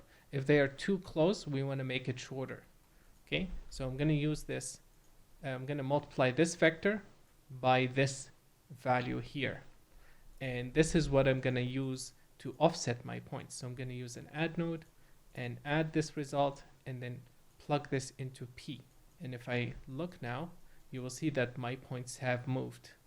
But the move is not correct. Something is not right. And what is not right is the direction of this normal, of this gradient. Right now it's pushing the points inward. And what I need to do is I need to negate it. So I'm going to use a negate node. And then if I put it there, it's going to push all the points to where they should be. Okay, so this is what we need to do, but in DOPS. Okay, we cannot run this here. We can run it on the points. Where is the result? So this one, these points here. So I can copy this. These are my points. And then this is my SDF. And I can check, yeah, this is my SDF. And I'm pushing the points now and coloring them. But I don't need this to happen here. There's no purpose. I need to make this happen inside of DOPS. So let's copy all of this and go back, and let's dive inside and create a pop VOP. And in fact, I'm not going to do it here. I'm going to copy this. I'm going to change a few things. Or actually, let's make just a simple system. Let's make a pop network, and let's create a grid. And this grid is going to be on top of this geometry. Just to keep it simple, I'm going to move it here. Scatter points. And I'm going to call this null out temp points. I'm going to copy this again, and I want to use this SDF. The same one that we used. It's not moving or anything. Out temp SDF. Okay, let's go back inside into this new pop. I'm going to create a pop VOP and set the source to all points and use this path. So use parameter value, paste this to be out temp source, I believe, or temp points. Yeah, temp points. And this is going to be easier to see. So if I hit play now, and we put some gravity, obviously, we are going to get points falling down. And I want to have these points interact with that SDF. So merge, and just a plane so we can have them bounce. And now inside the point VOP, I'm going to copy this path and dive inside. And I'm going to say the second input is going to come from a SOP. So when I dive inside, now here, it's going to look up this mapping and give me this data. And let's go to this point VOP and let's copy it all. And I also want to change the color of these points. Let's copy it, paste it here. And the volume is going to be my second input just to be sure it's going to work. And then here it's going to go into my P position. And this is going to be my CD. There's one more thing we have to do, but it's okay for now. So if I hit play, you see that the points are moving outside. And they are sliding nicely over the surface. All right, so next thing is we don't want this to be happening everywhere. This collision or this add, we want it to only happen when the points are red. So I'm going to copy that two-way switch. I'm going to say if the points are inside, I want to offset them. If they are not outside, I don't want to touch the points. I don't want to move them. And that's my position. So now we are not affecting the other points. We're only affecting the points that are inside. But this is not enough because you can see once they move, they're stuck forever. So what I'd like to do is I'd like to add some force of this, or the amount that we push the points by, to the velocity. The same thing here, I'm going to use a two-way switch and then use this amount that we use to offset the position, which goes into this add. And then if this is correct, I want to add it to velocity, or just add this to velocity, because I want to apply that same force back so they're not stuck. If the point is too deep inside, we want to push it away that much from the surface. If it's just here, I want to bounce it back a bit. And so if I hit play now, we should see some interaction. Let me check. Two-way switch, volume sample, and the first input is there. Yeah, this should be working. So let's try here. So I want to add this to my velocity, and then this is going to go outside, and this is going to update the velocity, and I'm going to connect the velocity untouched there. And let's go back up, hit play. Okay, something I need to check this. Something is not behaving as expected. So I'm for now just going to disconnect P. I don't want to manually offset it. I just want to apply the force needed to move the points away from the surface. And yeah, something is not correct. So let me check this, and then we'll resume in the next video. Thank you guys for watching, and see you in a bit. Hey guys, and welcome back. So this is the result of the sim, and I managed to fix the collision, and I'm not so sure what is happening with Houdini, but it looks like this version of the DOP and the sourcing is not liking referencing channels from specific paths. So all I had to do was point the node to basically use first, second, third, and fourth, and then here I connected the inputs into the first and second, including the source. And that's all I had to do, and I think there's some issues here. I'm not so sure what the problem is. Anyway, this is the effect, and I think it's working quite well. I do think that the smoke itself is quite fast, and because we are using the temperature to move it along the X direction with that buoyancy node, it's getting stronger and stronger because there's more smoke coming in, more velocity, more temperature being emitted over time. So it's getting faster and faster. But apart from that, I really like how everything is looking, and you can clearly see the motion is much more organic, much more natural, and it's not colliding with the geometry at all, which is very, very cool. All right, so this is the fix. I changed the first, second, and third input, and you can see the points are no longer are no longer inside the volume, and they are interacting nicely. The only thing I'd like to do is, you see they're sometimes accumulating over these edges, and the easiest way to break that up is to add a noise to the point position we're using to do a lookup, either on the gradient, preferably, because this will change the direction or the position of the points. as well as the normal results. So I'm going to add a turbulent noise. I'm going to change it to a 3D noise. And let's increase the frequency to 2, 2, and 2 and lower the amount just a touch.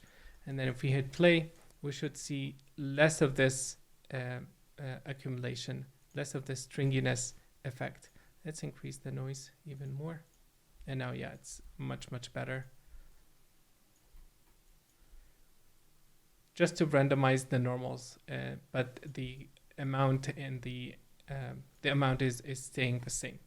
Okay, so I took this same thing and I applied it here, and I connected the source to be on the first input. I also increased the number of points, so we're deleting less, so we have more points to work with.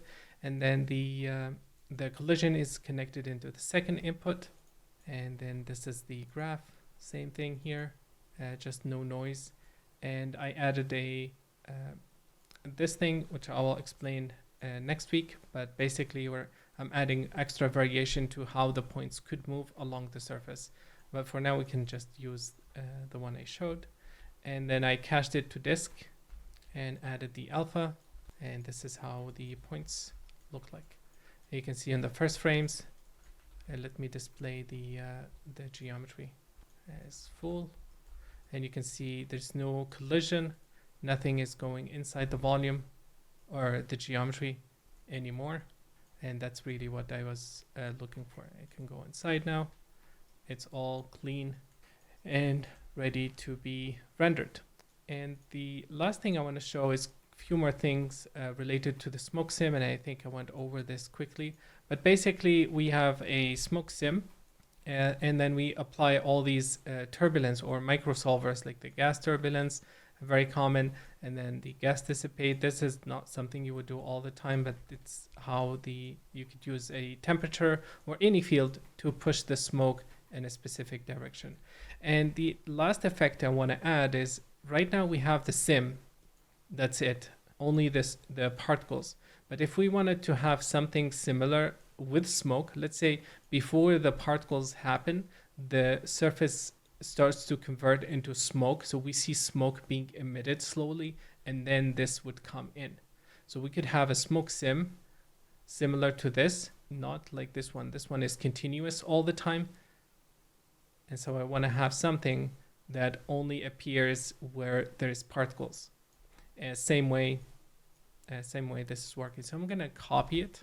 And the source for this one is not going to be this node here, which has all the points over time just being accumulated. I'm going to use the one that dynamically changes, which is this one. Okay, so I'm going to copy all this graph here and paste it here. And now I want to use the dynamic source. We could use all the points because they're gonna give us better source. And I'm gonna convert this into a VDB. It's actually quite fast, so I don't have to cache it. I'm gonna disable this. And then we have the temperature as well coming in. And this is gonna be our new source. And this layer, we will potentially render with the particles. If you want, obviously we could add this on top. All right, so let's call this source out smoke extra. I'm gonna copy it, and let's go back in. I want to change the source. Instead of this one, I'm gonna use this new one. And here I also added a grid for the ground like this, so that the smoke collides with an SDF, because I like to turn this off completely. Under the advanced tab, collision, I like to turn this off completely and just use a volume-based collision. So if we do that, then we can't use the ground, and I just made a box, extruded it, and used it here. And I'm gonna lower the resolution because I need to explain something. So I'm gonna set it to 0.16, and if we hit play, we should see it coming in, but then the source will also disappear over time. It's colliding and just emitting and colliding and disappearing as well. And I'm gonna lower the directionality of this. So I'm gonna set it to 1, and I want to make the smoke rise more in this particular effects. And one thing that is very tricky to get. Let's say here, and let's hit play. And right now we have this gas turbulence, but it's not affecting the smoke nicely. It's not kicking in. Even if I increase the scale to 2, it's not kicking in nicely.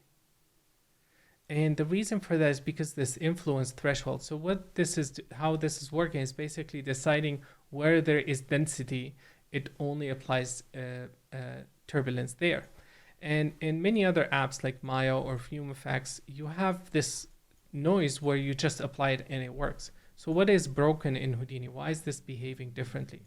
Well, it's because of this. If I set this to a negative value, you will see that now the noise is just gonna happen everywhere. Okay, so it's just gonna work.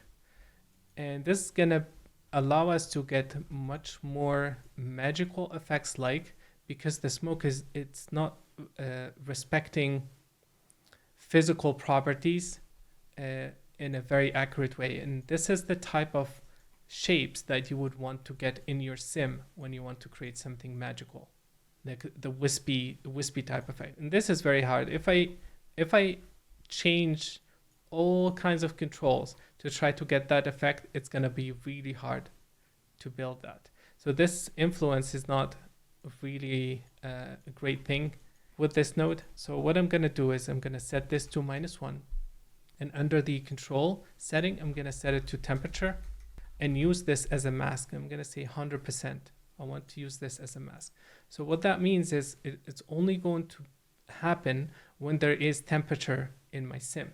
And that temperature is moving and fading. So even if this noise is strong, it can still give us interesting results. So probably we'll lower it a bit, maybe 1, and this is 1.5. And let's increase this to 3, and I'm gonna lower the increase the cooling rate and also the dissipation of the smoke, which we will do here. So let me connect this one here, and I'm gonna connect this one with all the other nodes and increase the dissipation. And in fact, I like to use subtraction rate. So I'm gonna set this to 0.8, and it's gonna be much more aggressive now with the smoke, and I don't want this to live for a very long time. Just want it to be puffy. Yeah, something like that. You can see it's dissipating quickly. And let's go to the upper level. And when we duplicate nodes that are linked together in Houdini, the path for them will automatically get updated. So that's a very, very cool feature. And let's display this, the geometry, meaning, and now if we hit play, you will see the smoke coming in, and then we can also display the particles and set this to black, and we have all the layers we need. I probably wouldn't want to render this like a fully visible effects. It's just an extra mist that I would add as if the particle is disintegrating and generating smoke. Now, to make this a super high-res sim, we need 2 things. We need to increase the resolution, lower the resolution to maybe 0.06. It's gonna give us a lot more data to work with. And then under the Sopsolver, I'm gonna change this advection to single project. This is gonna make the advection process much more accurate. And under the advection method, I'm gonna change this to BFECC and here to clamp. And this is gonna be a more accurate advection as well. So I don't need velocity for this one because I know it's going to be heavy. So I only need temperature and density for this one. And I'm going to control middle click here. I'm going to call this extra.v1. I really wanted to show this trick for the influence because I think it's very important to have. We can increase the number of sub-steps as well. That could help drastically with this with the quality of the sim, but it will make it a lot slower. So I'm gonna sim this. I wanna reduce one of the noises, maybe this one to 3, this one to 0.3, and this one to 0.7. I don't want this to be too intense. And let's save it, and we'll continue in the next video. Thank you guys for watching, and see you in a bit. Hello everyone, and welcome again. So this is a preview of the latest smoke sim, and the plan is to use this one as a final element that we render in the scene. This has not been used to affect the particles in any way, but it's an extra layer that we could add on top. The second or the other effect that I added is just a preview here where you see this red line around the object to portray that it's being heated or getting hotter and then dissolving. And this is done simply by taking the object and giving it a color. And then I have the particles, the particle sim, which looks like this. And I'm simply using an attribute transfer. So let me do that here. Attribute transfer from this, from the particles onto the geometry. And let's go to a frame. And now the range is too high, so let's just isolate it to CD and lower the distance to something really low because we want this to be quite accurate. And then I'm going to introduce some blend width to soften and smooth this result. In fact, I'm going to set this to 0 and set this to 0.4. And now we have some heat being transferred from the particles onto the surface. And I can display the particles as well, or maybe display them here. And we could use this color in the final render of our scene. All right, so I did a render of all these elements, the smoke, which is here. So the smoke element, the particles, as well as the surface. And I used Karma for this and Solaris. And this is the final comp of the effects. And you can see we have our, there's no color being used here on the surface, but the geometry is being rendered using subsurface. And then as it dissolves, we get particles emitted and everything is working. The extra smoke layer, you can see it there. I just kept it. It's very thin. I didn't want to make it super visible because I want the focus to be particles, but this is the final result, and I think it looks pretty cool. Now, the next thing I want to show, this could be a bonus or it could be included in the main setup, depending on what you want. But the erosion of this is not very natural. The way the object is eroding is not very natural. And I want to show a method that is, or the idea that is, can be used to create some really complex effects. Let me Google something super quick. I'm going to show an effect that was done using this idea or a similar idea where you have a 3D geometry and then you run a sim or a solve on it to basically disintegrate it. You can see there's this character here and his face is going to dissolve. There's a layer of actual animation of the facial expression, but his skin is being eroded through this process through an SDF. And I think they had some skeleton that was like the limit of how far you can go into the geometry, but that's the idea, like a noise that's going to erode a 3D surface. And I want to show how to implement that. And what we could do with it is we can start, instead of having this mask or this black and white mask, like it's either on and off, we can get a soft erosion of the object where it's shrinking, and then the remaining or the difference of that can be used to emit particles. And it's going to look much more natural, much more organic, and it would just be a matter of replacing the SDF with this newly created SDF. So we're going to take a look at Sopsolver Erosion in the next video. Thank you for watching. See you in a bit. Hello everyone, and welcome again. So let's talk about this erosion and Sopsolver idea. And this is one of the tests that I did. And you can see there's a huge difference the way this SDF or this surface is being removed. And it's not just disappearing like the render I did or the result we had before. It's rather shrinking and eroding over time. So it's sinking in, you can see it there.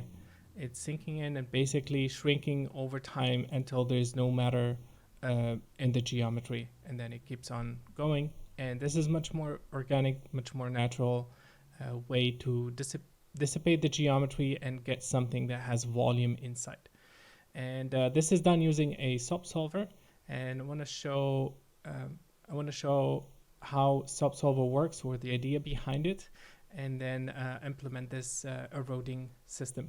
And quickly, so we made this collision, or this disappearance effect.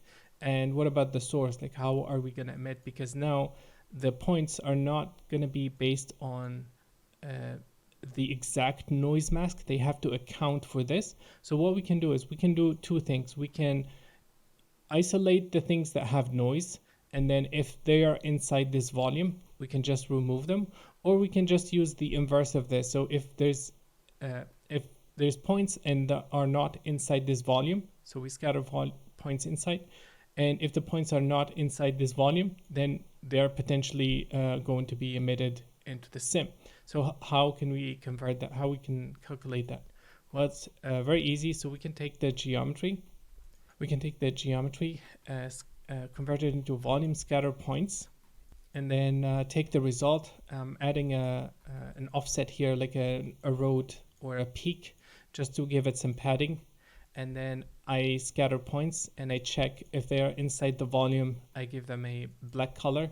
And if they're outside the volume, I give them a red color. Here, this is our volume, and you can see it started shrinking in that area.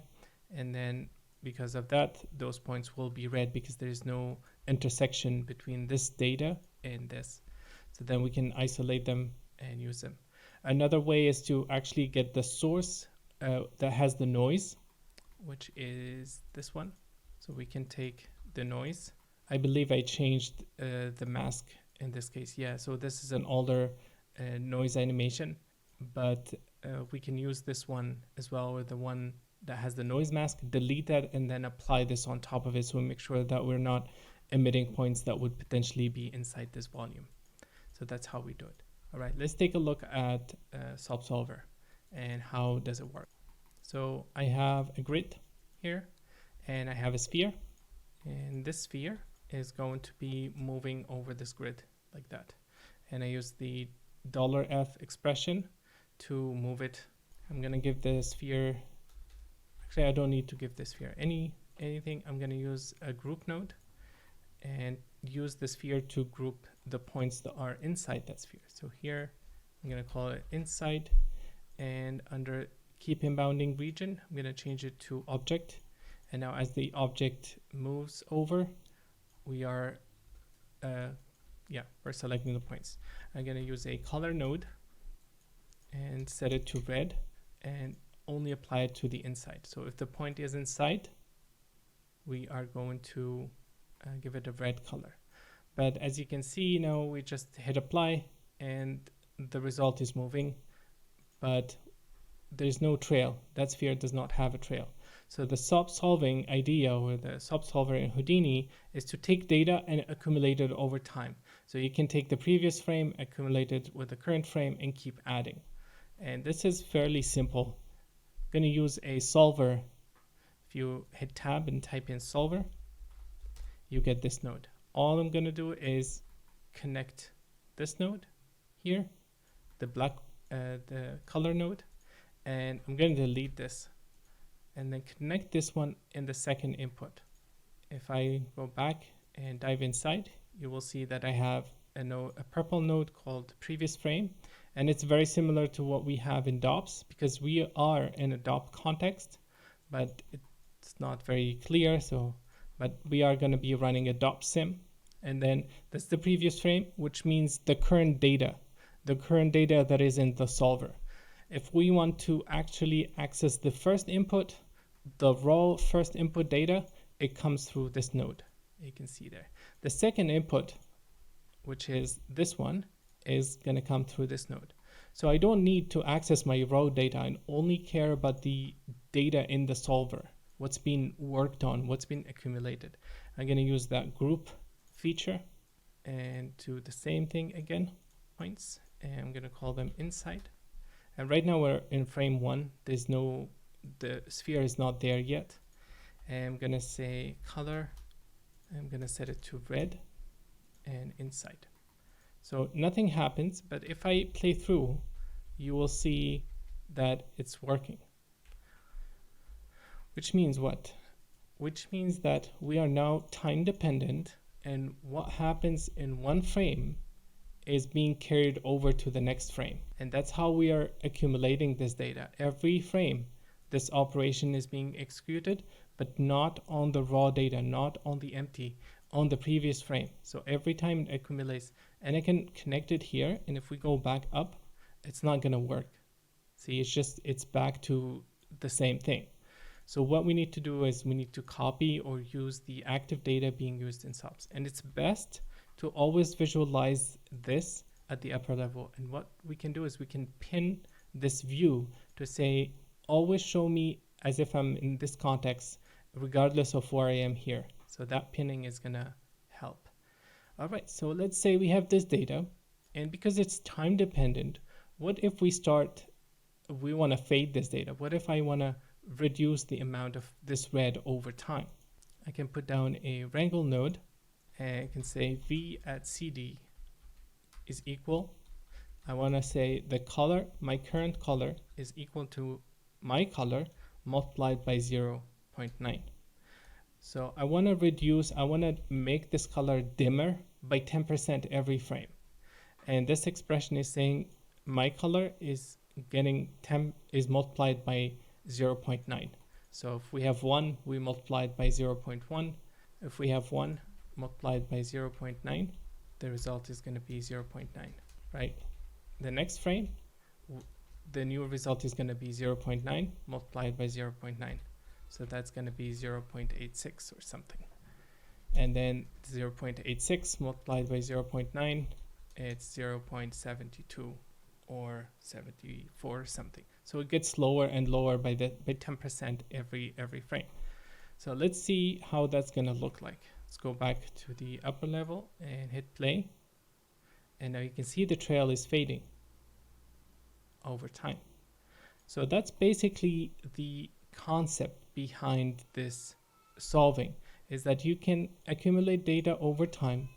And so the color data accumulates and also fades over time. All right, let's do something else. Let's say I want to use this red channel to offset my height, my the y position. I can say v dot y is equal to vp dot y plus cd dot x, or just cd. So what I'm saying is I want to use the red color and use it to offset the points every frame. So now we're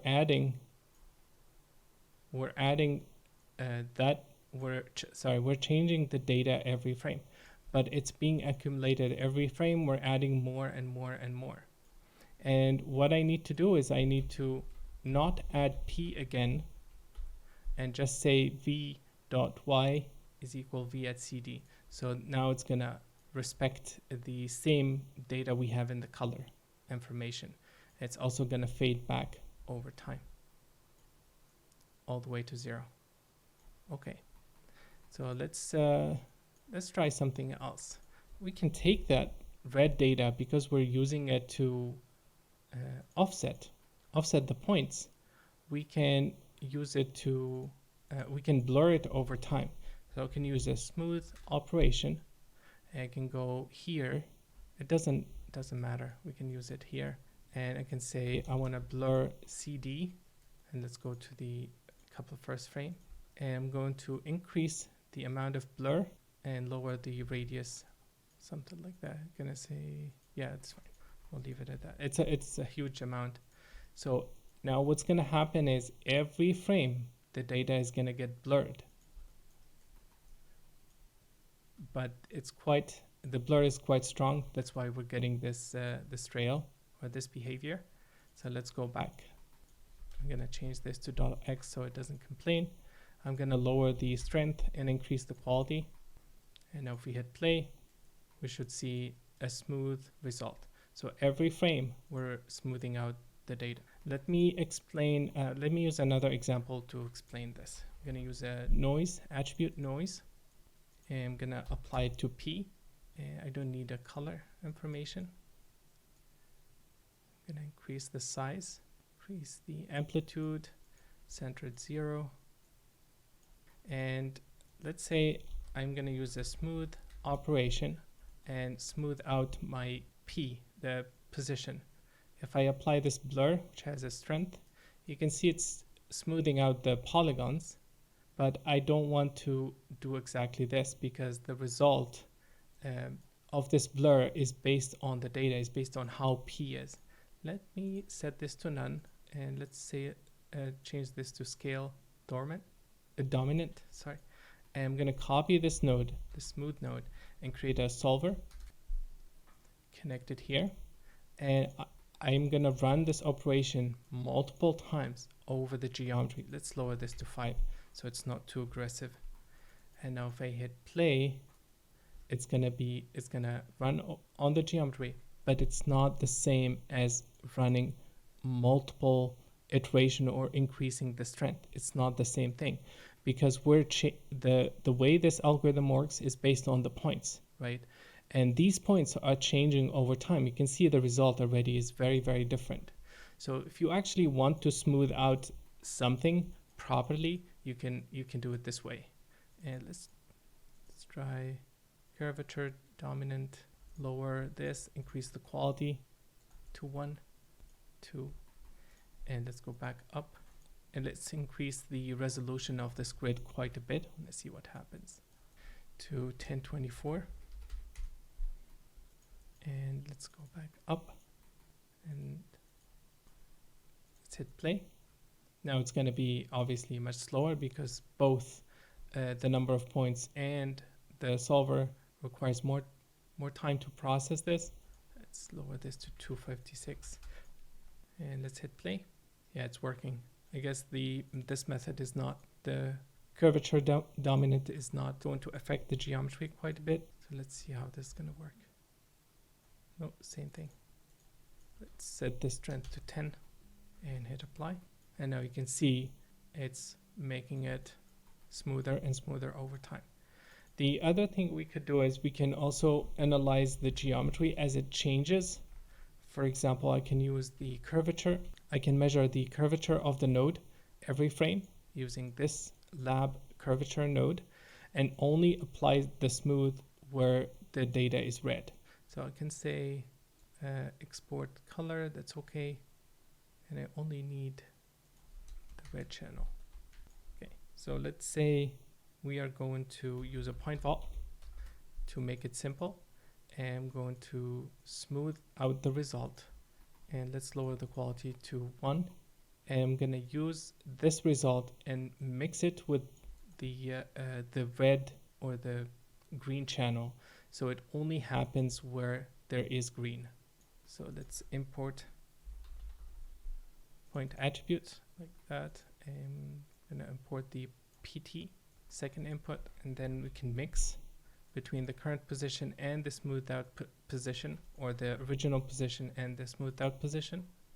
And I'm going to use the vector to float. I'm going to use the CD, the green channel, to mix this. So let's set the color to white. And every frame is going to change. So it's going to compute again, change the color. We can do the color outside. So let's see how this is going to work. Yeah, it's already a big difference.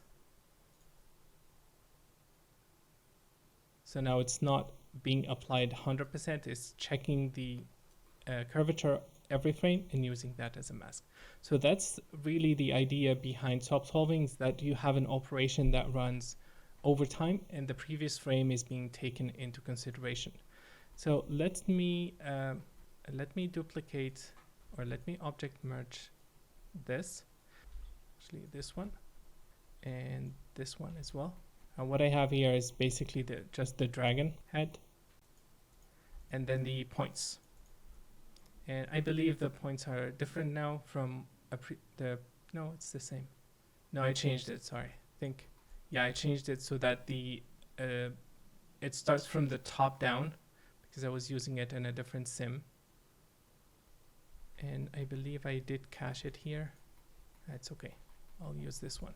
So what I'm going to do is I'm going to use the same delete here and isolate the points that are red, or the white points versus the black points. And I'm going to use this as a mask to erode the geometry. So if I have white, I want to transfer that information and use it to mask out what I'm going to erode versus not. And if I go to a previous frame, maybe this is too much. Let's say 0.2. Yeah, something like that. So I'm going to use this as a mask. And if there is point, or if it's getting a bit white, I want to start eroding the geometry and sync it. So let's create a VDB from polygon, like that. And I'm going to increase the resolution to 0.06 to have something more accurate. You can increase it to something really high if you want a very high fidelity, and it's just going to be a bit slower and heavier. So let's go with 0.6, and I'm going to use a VDB erode, or a VDB reshape SDF. And this is really all we have to do. We can erode or dilate the SDF, or we can erode it. And if I erode it, you can see I'm just going in deeper and deeper into the geometry. But instead of doing this one value at a time, I want to do it over time. So let's create a Sopsolver and plug this in. I'm going to copy this reshape. I'm going to dive inside, and I'm going to say I want to erode my SDF every frame. So if I hit apply, the result is going to be different than using an offset of 10. It's going to be quite different because the erode is based on a newly generated SDF every frame. So instead of this happening uniformly, I want to use these points as a mask, which starts at frame 3029. So yeah, let's use a time offset, time shift, and plus 26. So I'm offsetting the time so that when I go to frame 1, I have something. Add 1 frame more, 2. And the way this reshape works is if you want to use mask, you can do it here. You can see optional VDB alpha mask. So it needs an alpha, it needs a density field. I'm going to use a VDB from particles, which is what we have here. We have points. I'm going to set the minimum radius to 0 and the scale point radius to 1. And now we should have some data. I'm going to say I need a density, and we don't have to be so accurate with this. Like, we don't need to sample the actual noise value. If we just have points, then we're good. And then I'm going to plug this here just to illustrate. And now we can see that that data is gone with this mask. And I think the erosion is too high. So we need to specify the name of the channel. And now if I increase this, it's going to only apply to where there is data. And let's see, let's go to a different frame, something like that. Now we should see it working much better. But like I explained, we don't need this to be happening on a single frame. We want to do it over time. So I'm plugging this in. I'm going to dive inside the VDB reshape. My second input, or the mask, is going to come through this node. I'm going to plug it in and say add density. And yeah, that's fine. We'll keep it at that. So let's take a look and hit play. And you can see now it's eating itself up.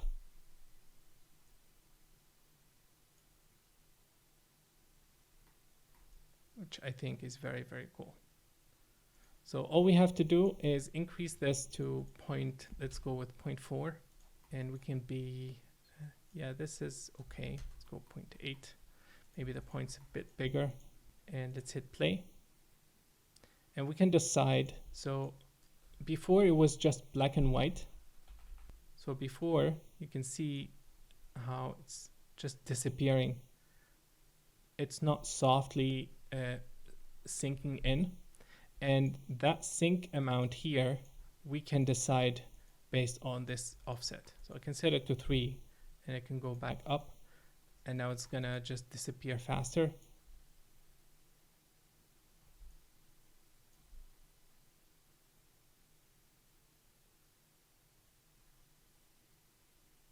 And then we can convert this into a volume, into a geometry. So VDB convert into a polygon. And now we have some polygons that are being eroded. All right. Thank you guys for watching, and see you in the next video. Bye.